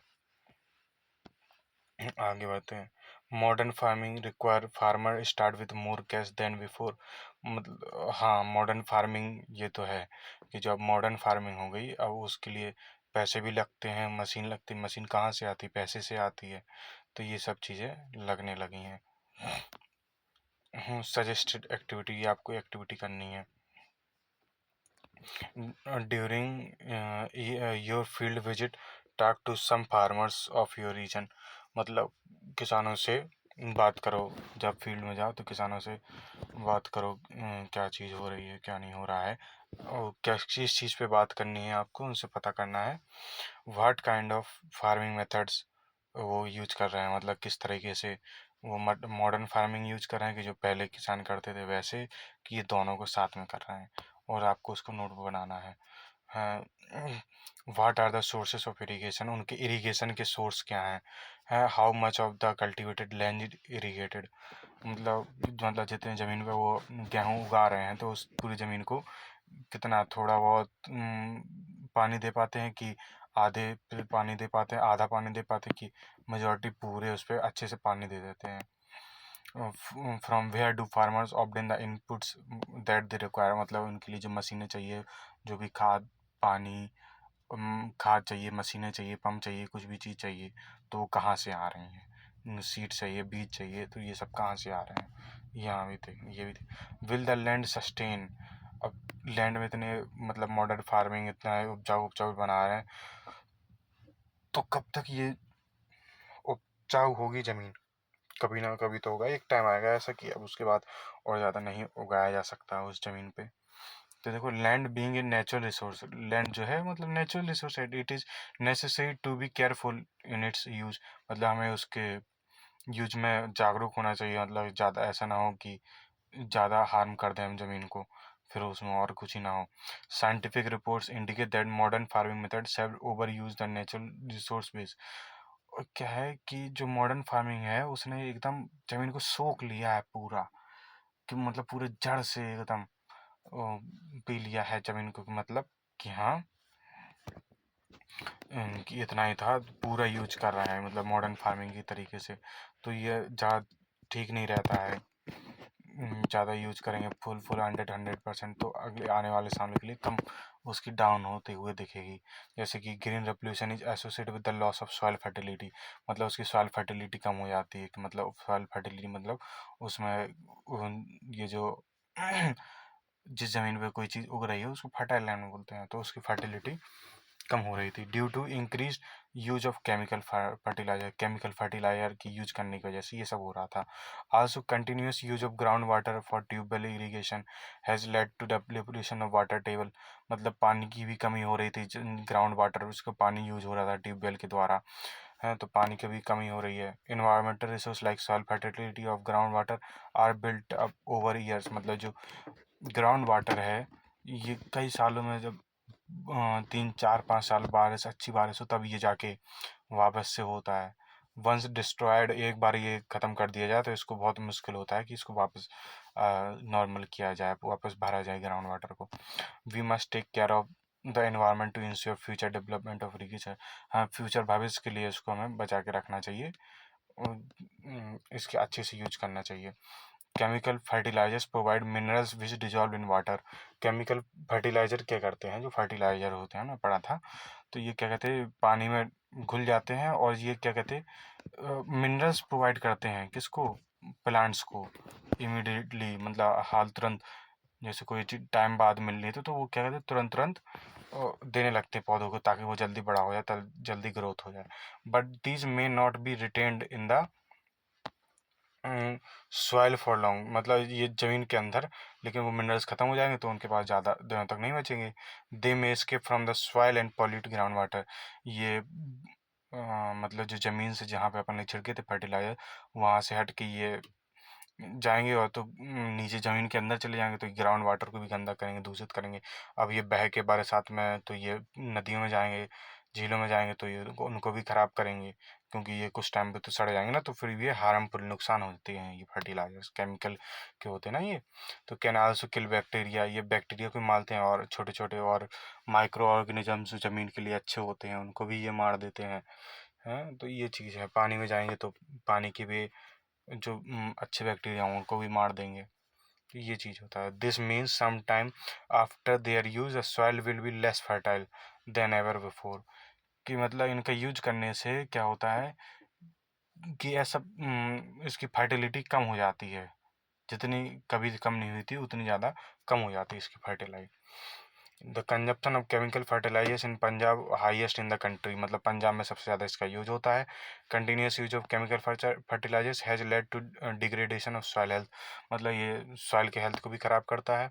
ज़्यादा यूज करेंगे, लगातार यूज करते रहेंगे तो Punjab farmer are force to use more and more chemical fertilisers, मतलब पंजाब के किसानों को पंजाब किसान क्या कहते हैं अब वो परेशान है, मतलब उन्हें ज़बरदस्ती क्या करना पड़ता है, ज़्यादा से ज़्यादा फर्टिलाइजर्स यूज करने पड़ते हैं। और अदर और भी कई तरीके इनपुट्स जैसे मशीनरी, ताकि वो ज़्यादा प्रोडक्शन कर पाएँ जितना पहले हो रहा था उनका।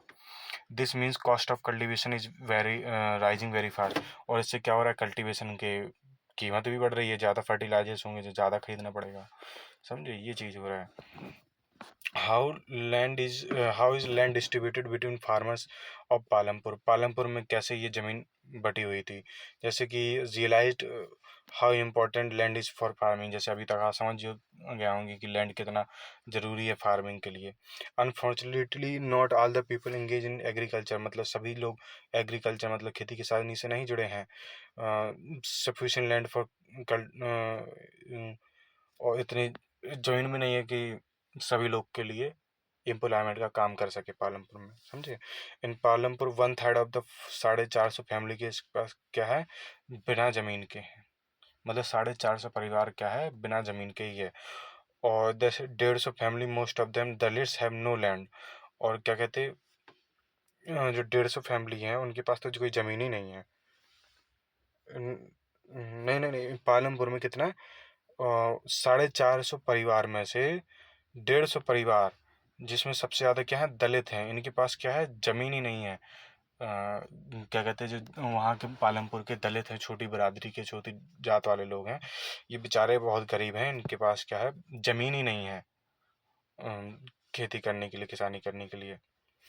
ऑफ द रिमेनिंग फैमिलीज वो ओन लैंड, मतलब जो ज़मीन है जिनके पास, 250 family cultivate small plots of land less than 2 hectare. मतलब और बाकी जितने जो बचे हैं 250 फैमिलीज, इनके पास 2 हेक्टेयर से भी कम ज़मीन है, और ये प्लॉटिंग में, मतलब इनकी छोटे छोटे प्लॉट्स में ये खेती करते हैं।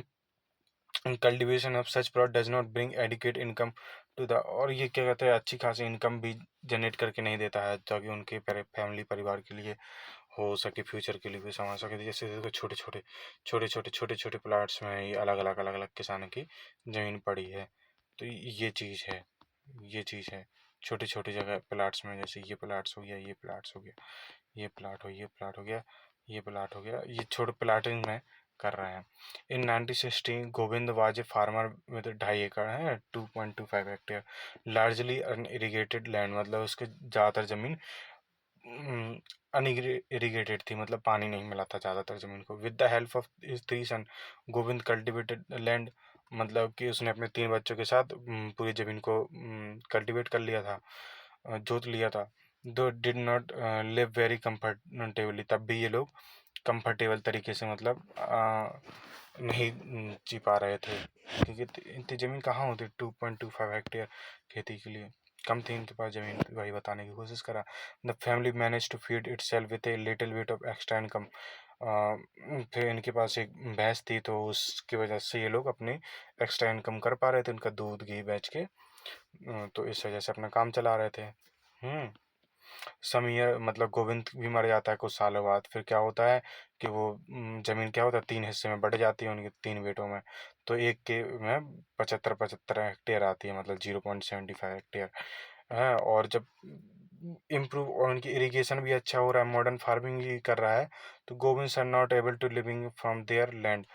और तब भी उनके जो बच्चे हैं गोविंद के तीनों, तब भी नहीं कैपेबल थे कि मतलब अच्छे से जी पाएँ, अच्छी तरीके से इरिगेशन कर रहे थे, मॉडर्न फार्मिंग भी यूज कर रहे थे, तो भी ये नहीं कर पा रहा है। और they have to look for additional work during part of the year. उन्हें साल भर में कोई और दूसरा काम भी ढूंढना पड़ता था। Yes you can see the large number of small plot scattered around the village in the picture. मतलब वो देखे ना पिक्चर में, पन्ना देखे, छोटे छोटे प्लाट।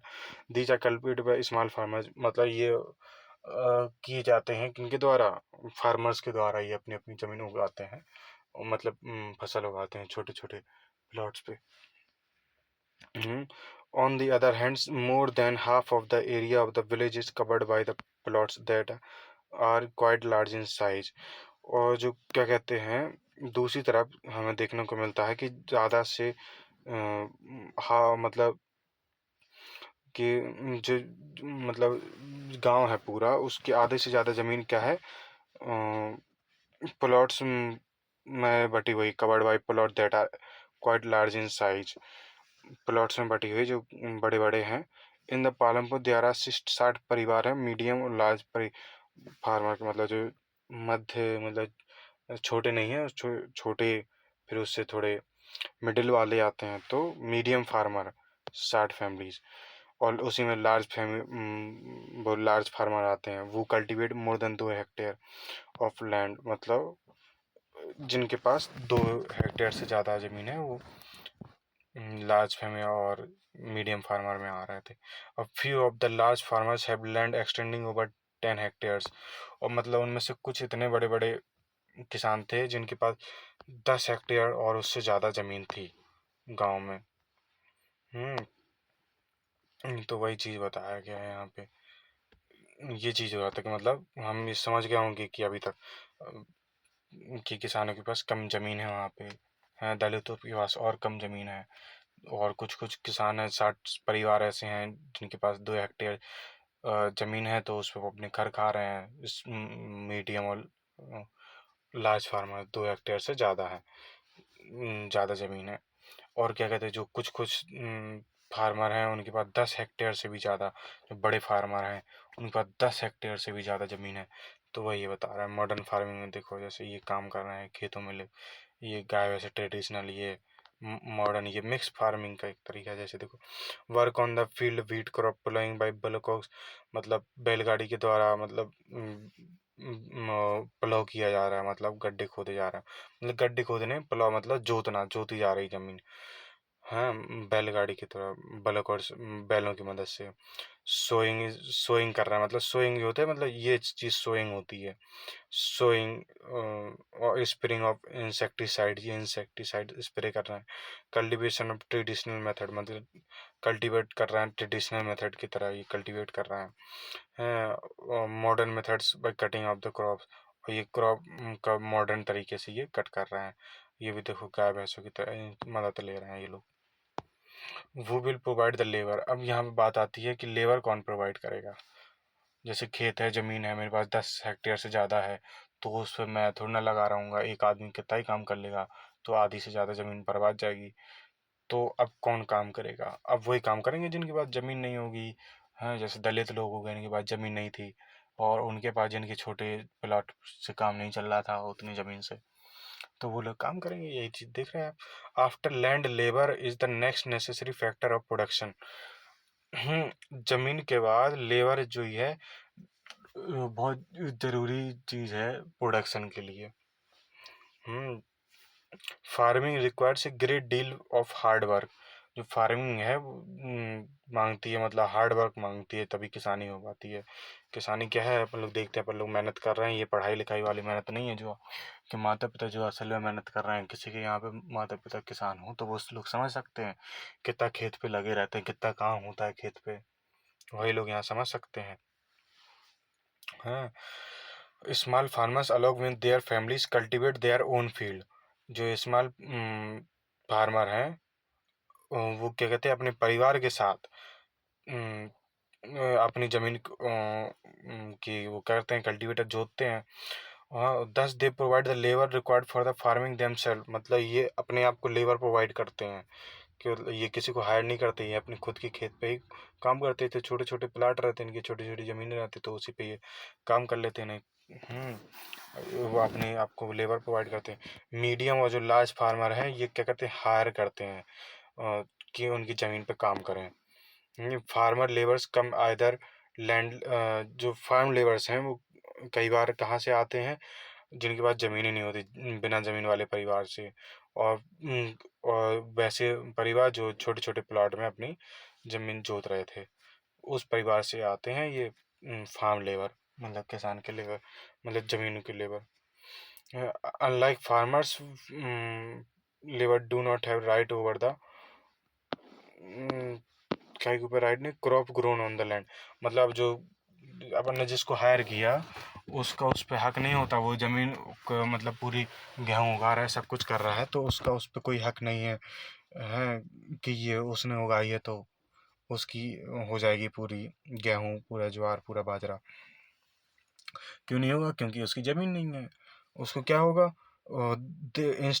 इसके अलावा क्या होगा ना, वेजेस मिले जाएंगे इन्हें, मतलब पैसे दे दी जाएंगे इनके काम के लिए हैं। और ये कैश में भी हो सकते हैं, या काइंड ऑफ क्रॉप, मतलब फसल दे दी जाती है ना थोड़ी बहुत, 1 क्विंटल 2 क्विंटल, तो उसमें वो अपना काम चला लेते हैं।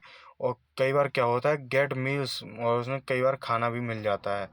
Wages vary widely from region to region, मतलब जैसे कहीं कहीं मतलब वेजेस किसी को कम मिल रहा है, किसी को ज़्यादा मिल रहा है, ये रीजन के ऊपर भी डिपेंड करता है, कहाँ कहाँ सब जगह अलग अलग रीजन चल रहा है, ऐसा क्यों, आगे देखेंगे हम। हाँ, और ये रीजन से रीजन भी होता है, मतलब कौन सी फसल उगा रहा है, कौन सी कर रहा है, उस पर भी ये डिपेंड करता है वेजेस कितनी क्या मिलेगी। From one farm activity to other another, मतलब कैसे, मतलब कौन सी तुम उसमें काम कर रहे हो, हार्वेस्टिंग का काम कर रहे हो, तुम सोइंग का काम कर रहे हो, कि तुम इंसेक्टिसाइड्स डालने का काम कर रहे हो, उस चीज़ पे भी ये करता है कि तुम पानी देने का काम कर रहे हो, इरिगेशन का है, जैसे लिखा है सोइंग और harvesting. There is also a wide variation in the duration of employment, मतलब कि यहाँ पे वाइड वेरिएशन है in the duration of employment, मतलब कि मतलब पूरे साल ये कंटिन्यू एम्प्लॉयमेंट नहीं देती है। A farm labour might be employed on a daily basis, मतलब ये डेली बेसिस पे इसे रखा जा सकता है।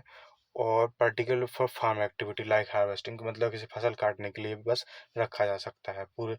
और कई बार क्या होता है, पूरे 1 साल के भी लिए भी रखा जा सकता है, ये चीज़ है। अब जो दाला एक आदमी है, ये लैंडलेस फार्म लेबर है, मतलब इसके पास ज़मीन नहीं है, दूसरों के खेत में जाके बड़े किसानों के वहाँ पे वो लेबर देता है। वो वर्क्स ऑन डेली वेजेस, ये डेली के काम करता है, और डेली के ऐसे पैसे मिल जाते हैं, उसी को डेली वेजेस कहते हैं पालमपुर में। This means he must regularly look for work, ये हमेशा काम ढूंढता रहता होगा है। वो जब से कम जो वेजेस, वेजेस मतलब सैलरी एक तरह की, जितना हमें देना है उसको, जिससे हम काम करवा रहे हैं, कितने पैसे उसको देंगे, कितने पैसे दे के काम करवा रहे हैं। तो जो गवर्नमेंट सरकार ने जो 2019 में कहा था, मार्च में, कि हम 300 रुपये एक दिन का किसान को देना है, उससे काम करवा रहा है तो 300 रुपये देना है। और जबकि दालों को क्या है, 160 ही मिल रहे थे। ऐसा क्यों, क्योंकि वहाँ पे बहुत ज़्यादा कंपटीशन है अमंग द फार्मर लेबर्स, मतलब फार्म लेबर्स मिलते नहीं है एक तो, और उनके बीच में कंपटीशन है। क्या कंपटीशन पालमपुर में, कि मतलब वो हाँ बोल देते हैं कम पैसों पर, कम पैसों में भी हाँ बोल देते हैं कि हाँ, हम कर लेंगे काम। हाँ, दाला कंपनी जो दाला है, ये अपनी हालत बताता है, अपनी कंप्लेन करता है किससे, रामकली से। रामकली कौन है, इसी के साथ काम कर रही हुई लेडी है। बहुत दाला और रामकली है poorest people in the place, ये दोनों गरीब लोग हैं गांव में, समझे। और the capital needed in farming, ये अपने देख लिया कि ये गरीब लोग हैं। अब क्या करना है, capital needed in farming. You have already seen that the modern farming method requires a great deal of capital, so that the farmer now needs more money than before. क्या है कि अपन लोग पहले ही देख सके हैं कि farming method require great deal of capital, मतलब जो मॉडर्न फार्मिंग है उसके लिए हमें बहुत ज़्यादा पैसे लगते हैं। सो क्या कहते हैं, अब किसानों को पहले से ज़्यादा पैसे लगते हैं। Most small farmers have to borrow money to arrange for the capital. आप क्या करते हैं कि ज़्यादातर किसान क्या करते हैं, छोटे छोटे किसान ये पैसे ले लेते हैं कहाँ से, अ, किससे लेते हैं, लार्ज फार्मर जो बड़े किसान हैं उनसे पैसे लेते हैं। और जो मनी लेंडर्स होते हैं उनसे पैसे ले लेते हैं, ट्रेडर्स जो दुकानें उकानें होती हैं उनसे ले लेते हैं। और जो मतलब जिनकी दुकानें होती हैं, जैसे मशीनें वशीनें बेच रहे हैं, उनसे ले लेते हैं। खाद बेच रहा है, उनसे कई बार पैसे ले लेंगे ताकि अपना काम चला सके। और ब्याज पे लेते हैं, और वो एक तरह के लोन में आ जाते हैं, लोन मिल जाता है उनसे एक तरह से, वो पैसे लेते हैं तो उन्हें लोन मिल जाता है, फिर उसे चुकाना भी पड़ेगा, यही चीज़ है। और वो ब्याज भी बहुत ज़्यादा लेते थे। They are put on great distress to repay, और फिर वो बहुत दबाव में आ जाते थे लोन को पे करने के लिए, उन्हें बहुत मेहनत करनी पड़ती थी, कड़ी मेहनत करनी पड़ती, तब भी वो लोन चुका पाते। जो सविता जो है एक छोटी किसान है, वो प्लान करती है कि wheat on her hectare land, कि मतलब कि वो गेहूँ उगाए अपने 1 हेक्टेयर की ज़मीन पे। और वो क्या कहते हैं सीड्स और फर्टिलाइजर्स और pesticide, she need cash two by, और उसको ये सब खरीदने के लिए पैसे की ज़रूरत पड़ती है। Water and repair her farm instruments, पैसे की ज़रूरत पड़ती है, पानी के लिए भी पड़ती है। और क्या कहते हैं उन्हें फार्म में जो इंस्ट्रूमेंट लगते हैं उनको बनाना भी था, वो ख़राब हो जाते हैं तो सुधरा नहीं था। She estimate that working capital itself would cost A minimum of 3000। तो उसे अनुमान लगाया कि उसे 3000 रुपये की ज़रूरत पड़ेगी, और उसके पास पैसे नहीं थे इस सब करने के लिए। सो वो ये करती है कि ये तेजपाल सिंह है जो लार्ज फार्मर है। उससे क्या कहते हैं ये 3000 रुपये ले लेती है, और gift Savita loan eight wrist, उसे 24% के हिसाब से ब्याज लगता है वो 4 महीने के लिए। और जबकि ये बहुत ज़्यादा है, इतना नहीं मिलता है आजकल, 10% चल रहा है, मतलब 9% चल रहा है, ये चीज़ बता रहे हैं। Savita also has to promise work on his field, और सविता भी ये वादा करना पड़ता है कि वो उसकी फील्ड पे काम करेगी। हैं, और क्या कहते हैं, और जब हार्वेस्टिंग का समय आएगा, हार्वेस्टिंग वाला सीजन आएगा, तो 100 रुपये डेल दिन के उससे काम कर लेगी वो। हैं, as you can tell this wage is quite low, मतलब कि ये बहुत कम है। Savita knows that she will have to work very hard to complete harvesting on her own field, मतलब उसे अपनी ज़मीन पे हार्वेस्टिंग करने के लिए भी बहुत कड़ी मेहनत करनी पड़ेगी। और तब and then work as a farm labour for Tejpal Singh, और फिर उसे फार्म लेबर की तरह भी काम करना है, किसकी ज़मीन, तेजपाल के लिए भी। तो यही है, the harvest time is very busy time, और जब हार्वेस्ट टाइम है वो बिजी टाइम है। और जब वो मदर है क्योंकि 3 बच्चों की, तो उसके लिए घर का भी बहुत सारा काम और जिम्मेदारी आती हैं। तो Savita agrees to this tough condition, फिर भी सविता मान जाती है ये सब कठिन काम करने के लिए। उसके लिए लोन मिलना उससे भी ज़्यादा कठिन था, कठिन है, छोटे किसानों को लोन मिलना बहुत कठिन है, तो वही चीज़ इसे मिल गई। लोन मिल गया तो अब वो काम करेगी बेचारी। यही दिक्कत है गांव वालों की आजकल, कोई लोन नहीं देता, उन्हें लोन देते हैं तो बड़े बड़े ब्याज लग जाते हैं उन पे। In contrast to small farmer, their medium and large farmer have their own savings for from farming, मतलब जो किसानी से वो कमाते हैं उनके पास खुद की बचत होती है, तो छोटे किसानों के पास नहीं होती है, बड़े किसान बचा लेते हैं क्योंकि उनके पास ज़्यादा ज़मीन है। दे आर दस एबल टू, मतलब ज़्यादा ज़मीन है तो ज़्यादा उपजाऊ होगा, तो ज़्यादा उपजाऊ होगा तो बेचेंगे, तो बेचेंगे तो उससे बचेगा। हाँ, तो वो बच्चे जो सरप्लस होगा उसे बेच के और कमा लेंगे। हाँ, they are able to arrange for the capital needed, वो अपने पैसों की व्यवस्था कर लेते थे। How do these farmers have their own savings, बताया ना कि इसी तरह आती है। You shall find the answer in the, ये चीज़ अपने मन से करना, ये चीज़ बहुत इंपॉर्टेंट है, ये आपको बहुत समझ में आ जाएगी, जब आपको नहीं समझ में आएगी तब मुझे बताना। हाँ, sale of surplus farm products, बताया था कि मतलब जो ज़्यादा बच रही हैं चीज़ें उनकी सेल करना। जैसे 1 मिनट रुकना, कितना बचा है ये चैप्टर, ये थोड़ा सा ये चैप्टर बचा है, इसको हम जल्दी से कंप्लीट कर लेते हैं। Sale of surplus farm products, मतलब फार्म में जो सामान लगते हैं, जरूरी सामान, उसकी सेल करना। जैसे let us suppose that the farmers have produce wheat on their land using the 3 factors of production, 3 factor of production से अपने जमीन पे क्या कहते हैं गेहूँ उगा लेते हैं। और जब गेहूँ हार्वेस्ट किया जाता है, प्रोडक्शन कंप्लीट हो जाती है, तो क्या कहते हैं वो व्हीट के साथ क्या करते हैं, ये कुछ पार्ट अपने पास रख लेते हैं परिवार के लिए, और क्या कहते हैं कुछ जो सरप्लस ज़्यादा होता है वो बेच देते हैं। हैं, और स्मॉल फार्मर्स क्या करते हैं, सविता और गोविंद जैसे उनके बच्चे के परिवार होते हैं, तो from this substance share is kept for their own, तो ये क्या कहते हैं ज़्यादातर इनका उसमें चला जाता है फैमिली नीड्स के ज़रूरत में। परिवार भी बड़ा है लेकिन हाँ, तो ये चीज़ होती है। So it is the medium and large farmer who supply we to the market, और जो वही मीडियम और जो लार्ज फार्मर हैं, यही लोग हैं जो मार्केट में गेहूँ पहुँचाते हैं। In the picture one can you see that bullock cart streaming in the market each carrying loads of wheat, जो हमने स्टार्टिंग में फ़ोटो देखी थी पहले पेज में, वहाँ देखना कि ये कार्ट पे मतलब लोग गेहूँ वेहूँ रख के ले जा रहा है एक आदमी, और 2 बैल बंधे हुए हैं वो ले जा रहे हैं। तो वही चीज़ हो रहा है, वो बेचने के लिए ले जा रहा है। Further to shopkeeper in towns and cities, और फिर क्या कहते हैं, ये शॉपकीपर दुकानदार होंगे, वो टाउन में कस्बों में बेचेंगे, शहरों में बेचेंगे। ऐसा चलता रहता है, ये साइकिल है एक तरह की।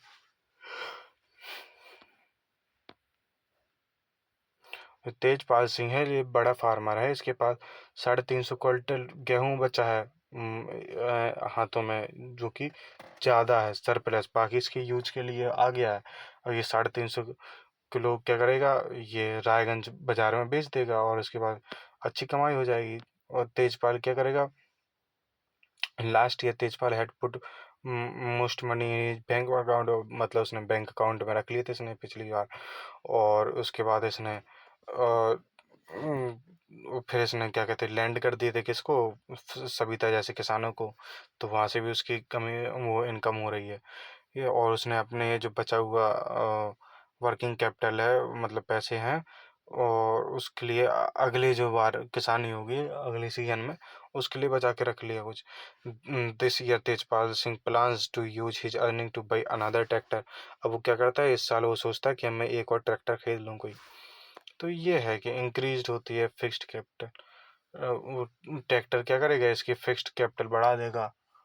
ये है, वो ट्रैक्टर और कहीं लगाएगा और किसी को दे देगा चलाने के लिए, मतलब दूसरे फील्ड में चलेगा ट्रैक्टर, क्योंकि मशीनें हो तो देर रात चलाई जा सकती है, तो वहाँ से भी उसकी इनकम होगी।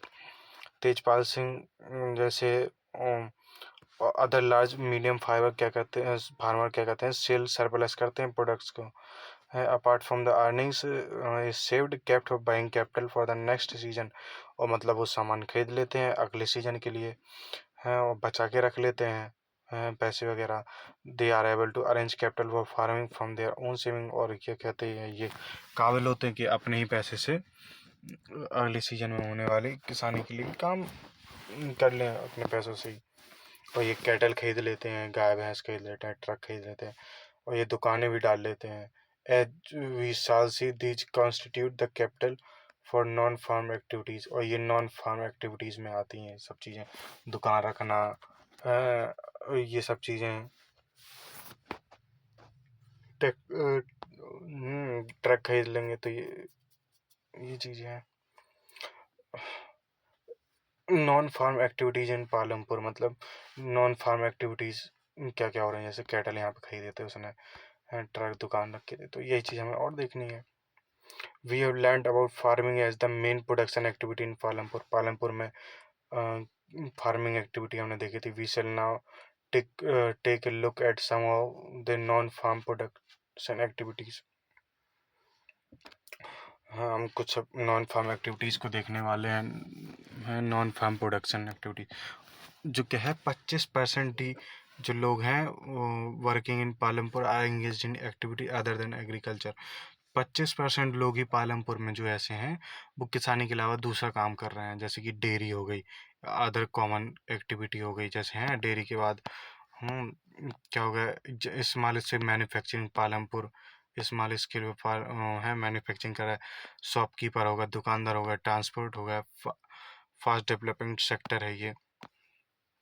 फिर चैप्टर खत्म, अब 4 पॉइंट ही तो देखने हैं, देख लेते हैं तुरंत तुरंत तुरंत तुरंत, क्या होने वाला है जल्दी, हम इसलिए जल्दी जल्दी फास्ट फास्ट कर रहे हैं ताकि जल्दी हो जाए। स्टार्टिंग में जो चीज़ थी, जो मेन चीज़ थी, वो स्टार्टिंग में हो गई, अब कुछ ज़्यादा इतना इम्पोर्टेंट नहीं बचा है, और जो ज़रूरी चीज़ थी वो स्टार्टिंग में ही हो गई है। जैसे कि डेयरी जो है कॉमन एक्टिविटी है इन मैनी फैमिलीज हैं, पालमपुर के लोगों के ये, मतलब कई परिवारों में डेयरी एक्टिविटी होती है, जैसे गाय भैंस पाले रहते हैं तो उसका दूध बेचते हैं, और क्या कहते हैं, वो दूध दुकानों तक भेज देते हैं। तो बड़े बड़े दुकानदार ले जाते हैं, तो फिर वो उसको दूसरे शहर पहुंचाते हैं जिनके पास नहीं है, वहाँ पहुंचाते हैं, शहरों तक पहुंचाते हैं। शहरों में लोग कहाँ रखे रहते हैं, गाय भैंस उनके पास होती नहीं है शहरों में, वहाँ तक दूध ऐसे ऐसे आता है अपन लोगों के पास, शहर के लोगों के पास। People feed their buffaloes on various kind of grass, मतलब कई तरह की ग्रास उसे अपनी भैंसों को ये लोग खिलाते हैं। और ज्वार खिलाते हैं, बाजरा खिलाते हैं। Grows during the rainy season, जब बरसात के मौसम पे ये ज्वार बाजरा उगी थी तो वो सब खिलाते हैं। द मिल्क इस मतलब जो दूध है रायगंज में बेचते हैं, नियर बाई लार्ज विलेज हैं। अपने बड़े गांव में हैं। Two traders from Shahpur town have set up collection cum chilling centres at Raiganj from where the milk is transport far away. देखो वही चीज़ बताया गया कि शाहपुर के दो ट्रेडर हैं, वो क्या करते हैं, दूध को कलेक्ट करते हैं चिलिंग सेंटर्स पे रायगंज में। वहाँ पे दूध इकट्ठे हो जाते हैं, फिर वहाँ से दूध को क्या ले जाते हैं और दूसरे टाउन्स में और सिटीज़ में ले जाते हैं। ये चीज़ बताई गई है। ये लेटेस्ट डिस्कस ये कोई नहीं है, अपन पे इस सबसे ज़रूरत है, जो चीज़ ज़रूरी है वो चीज़ पढ़ना है, तो फालतू का टाइम वेस्ट नहीं करना है। नाइन्थ में अच्छे से पढ़ना है, ये सब बात फालतू की चीज़ पढ़ने में टाइम वेस्ट नहीं करना है। भैया की बात मानो बस। करना हो तो ये सब कर सकते हैं, तो क्लास में करवाए जाएंगे, ये मैम लोग करवा देंगे। हाँ, और क्या कहते हैं, सर टीचर जो भी पढ़ाता है आपके स्कूल में कराया जाएगा, लेकिन ये ज़्यादा इंपॉर्टेंट नहीं है। हमें इंपॉर्टेंट चीज़ देखनी है। हम बाद में आपके लिए लेक्चर लेके आऊँगा, यही चैप्टर मैं आपको और शॉर्ट में पढ़ाऊँगा, और शॉर्ट में। जैसे कि अभी कितना 1 घंटा 20 मिनट 1.5 घंटे के लगभग जाने वाला है वैसे, और छोटा कम से कम आप समझ लीजिए 30 मिनट 10 मिनट की चैप्टर लाऊंगा बाद में। लेकिन अभी हमें पूरा चैप्टर समझना है, NCERT लैंग्वेज लेंगे, लेकिन बाद में लाऊंगा मैं आपके लिए छोटे छोटे चैप्टर। उसमें मैं माहिर हूँ, लेकिन NCERT भी आपको पढ़ाना है, बहुत ज़रूरी है, तो वो चीज़ है। An example of small scale manufacturing Palampur, मतलब छोटे स्केल पे जो मैन्युफैक्चरिंग हो रही वो समझते हैं। जैसे एट प्रेजेंट अभी के समय पे लेस देन 50 लोग ही क्या है engage in manufacturing Palampur, manufacturing का काम कर रहे हैं पालमपुर में। Unlike the manufacturing that take place in the big factories, वैसी मैन्युफैक्चरिंग नहीं कर रहे हैं ये लोग जैसी बड़ी बड़ी फैक्ट्री में होती हैं। नहीं नहीं नहीं, छोटे स्केल पे कर रहे हैं, छोटी छोटी चीज़ें। जैसे कि आगे देखें, मैन्युफैक्चरिंग इन Palampur involves very simple production method, मतलब यहाँ पे आसान तरीके से, जैसे कि डन ऑन स्मॉल स्केल, छोटे स्केल पे किया जो क्या कहते हैं ज़्यादातर घर से ही हो जाती है, और in the field with the help of family labour की वजह से भी हो जाता है। जैसे कपड़े सिलना, तो ये इन कपड़े अपने सिल देते हैं, प्रेस कर देते हैं। मतलब कुछ कपड़े सिल के सेट वेट बनाना है, कोई सेट बनाना सीख जाता है तो वो सेट बना रहा है, पेंट बना रहा है, ये चीज़ है। हाँ, जैसे कि मिश्री लाल, उसने खरीदा, क्या खरीदा, mechanical sugar cane crushing machine खरीदी, मतलब गन्ने क्रशने, जो गन्ने देखा होगा गन्ने का जूस जो निकालते हैं वो वाली मशीन इसने खरीदी, जो बिजली पे चलती है, और इसने अपने फील्ड में लगा ली। Sugar cane crushing was earlier done with the help of, ये क्या कहते हैं, बैलगाड़ी की मदद से होता था, but people prefer to do it by machine, अब ये मशीन से करने लगे हैं आज के समय पे। Mirchi Lal also buy sugar cane from other farmer, और वो क्या करता है, उसके पास गन्ने तो है नहीं, वो दूसरे किसानों से गन्ने खरीद रहा है और उसको प्रोसेस करके उसका जैगरी बना रहा है, मतलब गुड़ बना रहा है। और ये जैगरी क्या कहता है, देन वो क्या कहते हैं, और ये गुड़ बेचा जा रहा है कहाँ, शाहपुर में। In the in this process Mishri Lal makes small profit, इस चीज़ में वो छोटे छोटे प्रॉफिट करके कमा रहा है पैसे, ये चीज़ है। और जो शॉपकीपर ऑफ पालमपुर, और दुकानदार क्या कर रहा है वहाँ पालमपुर का, people involve in trade exchange of goods at trade, exchange of goods मतलब जो एक्सचेंज ऑफ गुड्स कर रहे हैं, तो जैसे दुकानदार हो गए, यहाँ से वहाँ सामान ले जा रहा है। जैसे डेयरी वाले को देखा था, वो एक वहाँ पे रायगंज में दूध इकट्ठा करता था, फिर टाउन्स और वहाँ सब ले जाता था। ऐसे लोगों को हम क्या बोलते हैं, ट्रेडर बोलते हैं, जो एक्सचेंज करते हैं गुड्स का। और नॉट मैनी इन पालमपुर, ज़्यादातर लोग नहीं है ऐसे पालमपुर में। ट्रेडर्स ऑफ पालमपुर क्या है, are shopkeeper who buy various goods from wholesale market in the cities and sell them in village, जो दुकानदार हैं पालमपुर के, कि वो होल सेल से सामान खरीद लाते थे बाज़ार से, हैं सिटीज़ से, और वो क्या कहते उनको गांव में बेचा करते थे। You will C small general store in the village selling wide range of items like, जैसे आपने गांव में देखा होगा कि जो छोटी दुकान होगी गांव की, वो ज़्यादातर सामान बेचती है, जैसे चावल भी बेचेगी, गेहूँ भी, शुगर भी बेचेगी, हैं, टी भी बेचेगी, तेल भी बेचेगी, बिस्कुट हैं, सोप, साबुन, टूथपेस्ट, ब्रश वगैरह, batteries, candle, notebook, pen, pencil, even some cloth, कुछ कपड़े भी बेचेंगे। तो ये वो थोक में ले आते हैं सामान, तो वो बेचते हैं। फिर ये थोक में क्या होता है बच्चों, कि जैसे ये चीज़ है, इसके अंदर 50 वो बिस्कुट है, इसी तरह के एक पैकेट है, इसके अंदर 50 बिस्कुट है, इसके अंदर 50 बिस्कुट है, हैं, और इसके अंदर 50 बिस्कुट है। थोक में क्या होगा, अगर तुम एक ये लेने जाओगे बाजार में, तो तुम्हें ये पड़ेगा 100 रुपए का, है ये पड़ेगा, और ये 2 लोगे 200 रुपए का। तो वो थोक में क्या कहते हैं कि, वो कहते हैं कि 10 ले लो मुझसे ऐसे, मैं तुम्हें एक लगा दूंगा 80 रुपए का। तो ये इस तरह वो प्रॉफिट कमा लेते हैं। अब वो एक बेचेंगे, अपना 20 कमा लेंगे, और जो ओवरऑल प्रॉफिट होगा वो भी ज़्यादा होगा। ये चीज़ होता है। इफ कुछ ही परिवार हैं, ए फ्यू फैमिलीज वो houses are close to the bus stand, मतलब कुछ परिवार ऐसे हैं जिनके बस स्टैंड के पास में घर है, तो ये क्या करते हैं कि इन्हें अपने घर के बाहर छोटी जगह है, तो उस छोटी छोटी दुकान खोलनी है, तो ये स्टेबल्स बेचते हैं, मतलब सामान वामान वहीं बेचने लगे हैं। जैसे कि करीम है, करीम ने क्या किया, कंप्यूटर क्लास सेंटर डाल दिया गांव में, और उसने कुछ सालों में ही large number of student have been attending college in Shahpur town, मतलब जो ज़्यादातर बच्चे शाहपुर जाते थे पढ़ने, कॉलेज करने, वो Karim founded number of student from village are also attending computer classes. हाँ, उसने देखा कि जो टाउन में गांव से जो बच्चे जा रहे हैं, करीम ने देखा कि जो गाँव से बच्चे जा रहे हैं वो टाउन्स में क्या है, कंप्यूटर क्लास ले रहे हैं कुछ ज़्यादा संख्या में। तो उसने क्या किया, there were 2 women in the village who had a degree in computer application, और क्या कहते हैं, उसने देखा कि 2 औरतें थीं जिनके पास कंप्यूटर एप्लीकेशन की डिग्री थी गांव में। सो उसने ये डिसाइड किया कि उन लोगों को जॉब दी जाए। तो उसने कंप्यूटर खरीदे सबसे पहले, और सेटअप क्लास को सेटअप किया इन द फ्रंट रूम, उनने अपने आगे वाले कमरे में ये सब सेटअप किया, कंप्यूटर लाए हैं, क्लास सेटअप की, और the house overlooking the market, zoom of their house overlooking the market है। अब वो market, high school student have started attending them in good number, जो हाई स्कूल के बच्चे थे वो जाने लगे उसके यहाँ पढ़ने के लिए। ये चीज़ हुआ, तो हो गया उसका बिजनेस स्टार्ट, मतलब इसमें ये हो गया, शॉपकीपर हो गया। शॉपकीपर क्या है, यही चीज़, वो दुकान ही अपनी बिजनेस कर रहा है एक तरह से, बच्चों को सिखा रहा है, तो उसकी दुकान चल रही है।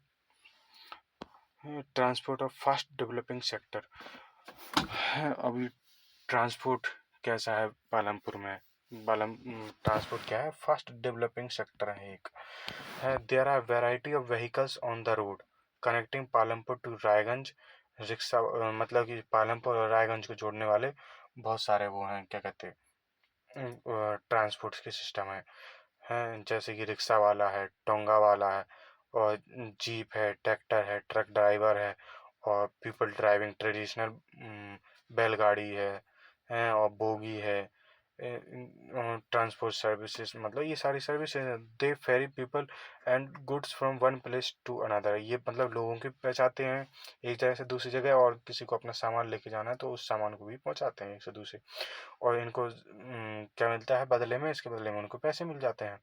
The number of people involve in transport has grown over the last several years, मतलब कुछ सालों से देखा जा रहा है कि ज़्यादातर लोग इसी में आ रहे हैं, ट्रांसपोर्ट वाले बिजनेस में आ रहे हैं। जैसे कि किशोरा है, फार्म लेबर है, मतलब फार्म लेबर समझ रहे हो, जिसके पास ज़मीन नहीं है, कुछ नहीं है, तो वो क्या है, found it difficult to meet his family needs, उसने परिवार के पालन पोषण के लिए बहुत कठिनाई आ रही थी, और जितनी उसे वेजेस मिलती थी, तो उसने क्या किया, a few years back Kishore took a loan from the bank, तो उसने क्या किया, किशोर ने लोन ले लिया बैंक से।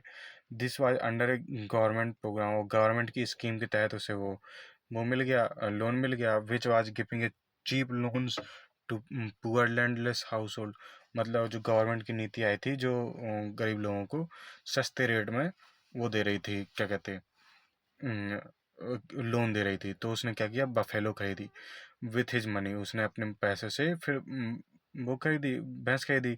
और उसने कहा अब वो क्या कहता है, भैंस का दूध बेचता है। ये चीज़ है। और further he attached wooden cart to his buffalo. और उसने क्या किया, वुडन कार्ट उसने जोड़ दिया अपनी भैंस में, और फिर उसको इस्तेमाल करता है ट्रांसपोर्ट के लिए। और उस पे कई सारे सामान भी लाद के ले जाता है, एक जगह से दूसरी जगह पहुंचाता है, किसी को कुछ सामान भेजना होता है। जैसे गुड़ हो गया, ये सब बेचने, किसी को अपने खेत का सामान बेचना है तो उसको बुला लेता था। तो ये सब था। और हर हफ्ते में एक बार क्या कहते हैं, ये गंगा जाता था। तो गंगा नदी के पास जाता था, तो वहाँ से क्या करता था, केले लाता था पॉट बनाने के लिए। तो वो पॉटर भी इस वजह से हो गया। तो और ये कई बार क्या कहता था, शाहपुर में जाता था जैगरी लोड करके, गुड़ हैं, और अदर दूसरी कमोडिटीज़ भी। कमोडिटीज़ मतलब दूसरे और भी सामान होंगे। और हर हर महीने इसको ट्रांसपोर्ट का भी काम कर लेता था। तो as a retail Kishore is able to earn more than what used to do same years back. तो अब इससे हुआ क्या कि अब वो किशोर ज़्यादा कमा पा रहा था, अब ज़्यादा कमाने के काबिल हो गया था, जो पहले से ज़्यादा था। और पहले जो पहले सालों में कमा पा रहा था, उससे अब वो ज़्यादा और कमा पा रहा है। ये चीज़ है। इसी के साथ हमारा ये चैप्टर ख़त्म हो गया है। और इस चैप्टर को अंत करने के लिए आपका बहुत बहुत धन्यवाद। ये समरी है, इसका कोई मतलब नहीं। तो जैसा कि आपको पता है, मैं अपनी ये वो दे देता हूँ इंस्टाग्राम आईडी, तो आप इस पर संपर्क कर सकते हैं। आपको कोई भी चीज़ ऐसी लगी हो, नहीं समझ में आई हो, तो आप इस पर कांटेक्ट करिए, मुझसे बात कर सकते हैं। कमेंट में आप जो भी लिखेंगे वो उसका रिप्लाई किया जाएगा, लेकिन इंस्टाग्राम पे आप जो भी पूछेंगे उसका जवाब मैं दूंगा, और ज़रूरत पड़ेगी तो आपसे बात भी कर लूँगा, और सब कुछ आपको समझा भी दूंगा, आपको जो समझ में नहीं आएगा। तो आपको बस पढ़ाई देनी है, और जो फालतू की चीज़ एक्टिविटी है, सब बनाना लिखाना, इन सब पे ध्यान नहीं देना है। मैं अकेला पढ़ना है। ये मेरी इंस्टाग्राम आईडी है, तो क्या कहते हैं, इससे आप जुड़ जाना। और क्या कहते हैं, जब जो भी ज़रूरत होगी वो मैं आपको बता दूंगा। आपको जो भी समस्या आ रही होगी, ये मत देखना कि रात के 12 बज रहे हैं, तो अभी देखो मैं रात 1 बजने वाला, मैं अभी वीडियो रिकॉर्ड कर रहा हूँ। अगर आपको मैसेज आ जाता है, किसी को कोई समस्या होगी, तो मैं वो सुलझाऊँगा। नहीं हो सकेगा, अगर नहीं समझ में आएगा तो कॉल पर भी समझाया जाएगा, ऐसी बात नहीं है। जैसे समझ में आएगा जिसको, वैसे पूरी मदद की जाएगी आपके भैया के द्वारा। ठीक है, बाय बाय। कोई समस्या है तो इस आईडी पे कांटेक्ट करने से एक भी बार मत सोचना, तुरंत मैसेज करना, आपकी समस्या हल होगी। ठीक, कभी भी मतलब किसी भी चीज़ में समस्या आ रही है, कहीं परेशान चल रहे हो, डिप्रेशन में चल रहे हो, किसी भी तरह की समस्या, एक तरह मुझे बड़े भैया हो गए, अपना सब बताइए, और मैं आपको कुछ ना कुछ समाधान होगा। ऐसा तो है नहीं कि मैं कुछ नहीं बता पाऊंगा, जैसे आप लोगों से बड़ा हूँ उम्र में, तो इतना कुछ तो जानता ही होगा। तो मैं आपको कुछ ना कुछ तो बता दूंगा, आप जिस चीज़ से परेशान हो उससे निकलने के तरीके बता दूंगा। कोई भी परेशानी हो, कर सकते हैं, क्योंकि आप अब लोग छोटे हो, किसी से बता नहीं पाते हो, अपने पेरेंट्स से नहीं कह पाते हो, तो उस चीज़ में मत घबराइएगा। हमारे साथ भी बहुत सारी चीज़ें हुई हैं, तो हमारे पास तो ऐसा कोई था नहीं कि जैसे हम बताएं, समझे, सलाह करें। तो बातों जैसे कोई भी चीज़ हो, मुझे बताइए, आप समाधान होगा, लेकिन डरिए मत। बिल्कुल हौसला रखना है, आपको कुछ भी नहीं करना है।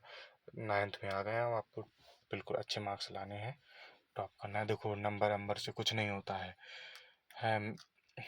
मेरे भी साइंस, मेरे भी 92 मार्क्स आए थे आउट ऑफ 100। तो मैंने क्या कर लिया, कुछ नहीं कर पाया। मतलब कुछ नहीं कर पाया मतलब ये मतलब नहीं कि मैं कुछ नहीं कर पाया, तो मतलब मैंने उस नंबर से उखाड़ क्या लिया। मेरे नंबर आ गए, वो रखे हैं, मार्कशीट रखी है, कोई पूछता है मैं बता देता हूँ 92 मार्क्स है। वो वाह वाह कर देता है थोड़ी देर के लिए। अब मैं उस किसी और के थोड़ी देर के लिए वाह वाह के चक्कर में, पढ़ाई के चक्कर में, अपने माँ बाप को खुश करने के चक्कर में, किसी सबको खुश करने के चक्कर में मैं सोचूं ज़्यादा नंबर ले आऊँगा तो मेरी तारीफ होगी। तो ऐसा कुछ नहीं है मेरे भाइयों, बात को समझो। आपको जिस टारगेट है, ये ऐसा IPS बनना है, डॉक्टर बनना है, इंजीनियर बनना है, तो सिर्फ उस चीज़ में फील्ड करो, उस फील्ड में काम करो। हम ये ज़रूरी नहीं है कि हम हर फील्ड के महारथी हों, नहीं, ऐसा नहीं हो सकता है।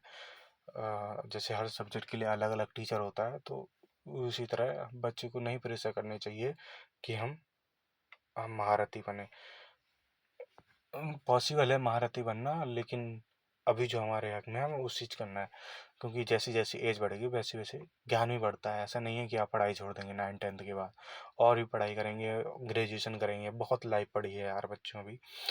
तो बहुत जीना है, बिल्कुल दिल खोल के मस्ती करना है, ऐश करना है। डेली स्कूल जाइए, डेली मस्ती करिए, बहुत शैतानी करिए, बहुत शैतानी करिए, जितनी हो सके खेलिए।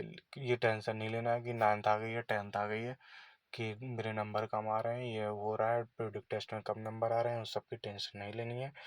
आपको कोई भी समस्या हो मुझे बताइए, समाधान ज़रूर मिलेगा। ऐसा कुछ नहीं है कि जो जिसे सॉल्व करना कर पाना कठिन हो। तो ये चीज़ ध्यान रखना, बस परेशान नहीं होना है, ना ज़्यादा टेंशन लेनी है, कुछ नहीं लेना है, बड़ा इंजॉय करना है। सब कुछ मार्क्स वार्क्स कुछ नहीं होता है। नॉलेज मैटर करती है, तुम कितनी मेहनत कर रहे हो वो मैटर करता है।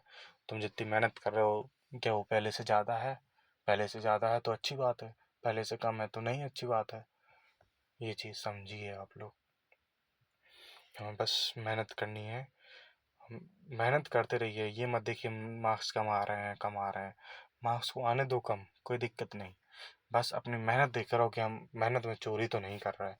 बस चोरी नहीं करना है, मेहनत करते रहना, मेहनत करते रहना है।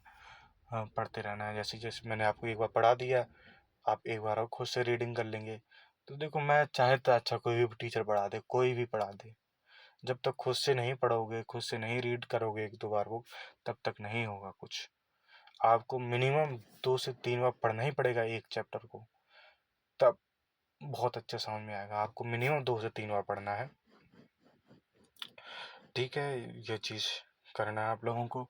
और आप लोग लाइक शेयर सब्सक्राइब कर देना कि भैया से जो भी आपको दोस्त परेशानी हो तो उसको भी बताइए कि भैया हैं, वो हमें समझा सकते हैं, बता सकते हैं, रास्ता बता सकते हैं। तो ये सब चीज़ करना है। और बीड़ी सिगरेट दारू नशे ऐसे इन सब से दूर रहना है। शौक करना है, गाड़ियों का शौक करो। बाइक का भी मत करो, गाड़ियों का करो शौक। शौक ऐसी चीज़ करोगे जिससे रॉयल्टी फील हो। आप पता है चले कि तुम्हें बीड़ी पीने का शौक हो, तो ये कहाँ पूरी गलत बात है। ये सब नहीं करनी चाहिए, जिससे नुकसान है वो आप अपने आप को ही मार रहे हैं। गाड़ी चलाने का शौक होगा तो आप उसके लिए मेहनत करोगे कि गाड़ी ले पाए, उसके लिए मेहनत करोगे। जिस जैसे शौक होगा, शौक करो घूमने जाने का, देश विदेश घूमने का शौक करो, तो उसके लिए वैसी मेहनत करोगे। आगे चल के मैं आपको ये भी बताऊंगा फ्री में कैसे घूमा जा सकता है पूरे देश को। ये भी नहीं कहूँगा कि ये अपना ये करिए, वीडियो खोल लीजिए, यूट्यूब चैनल खोल लीजिए, इससे इनकम आएगी। तो नहीं नहीं नहीं नहीं, मैं बताऊंगा आपको कैसे क्या घूमा जा सकता है फ्री में पूरे देश। लेकिन हाँ, अभी नहीं घूमना है आपको। जब ग्रेजुएशन में हो जाए, आपको कहीं कॉलेज मिल जाए, अच्छा कॉलेज बाहर जाने लगो, तब आप ट्राई कर सकते हो वेकेशन के टाइम पर, या जब ग्रेजुएशन हो जाए तब। अपने पेरेंट्स के साथ जाना बढ़िया घूमना। अपने परिवार के साथ घूमने जो मज़ा है वो और कहीं नहीं आती वो मज़ा। समझे? इंजॉयमेंट के चक्कर में कुछ भी गलत कदम मत उठाना, और ना ही अपने अच्छे रास्ते पे ना दारू सिगरेट कुछ नहीं करना है। चलो बच्चों, बाय। आप इस पे मुझे कांटेक्ट कर सकते हैं। धन्यवाद।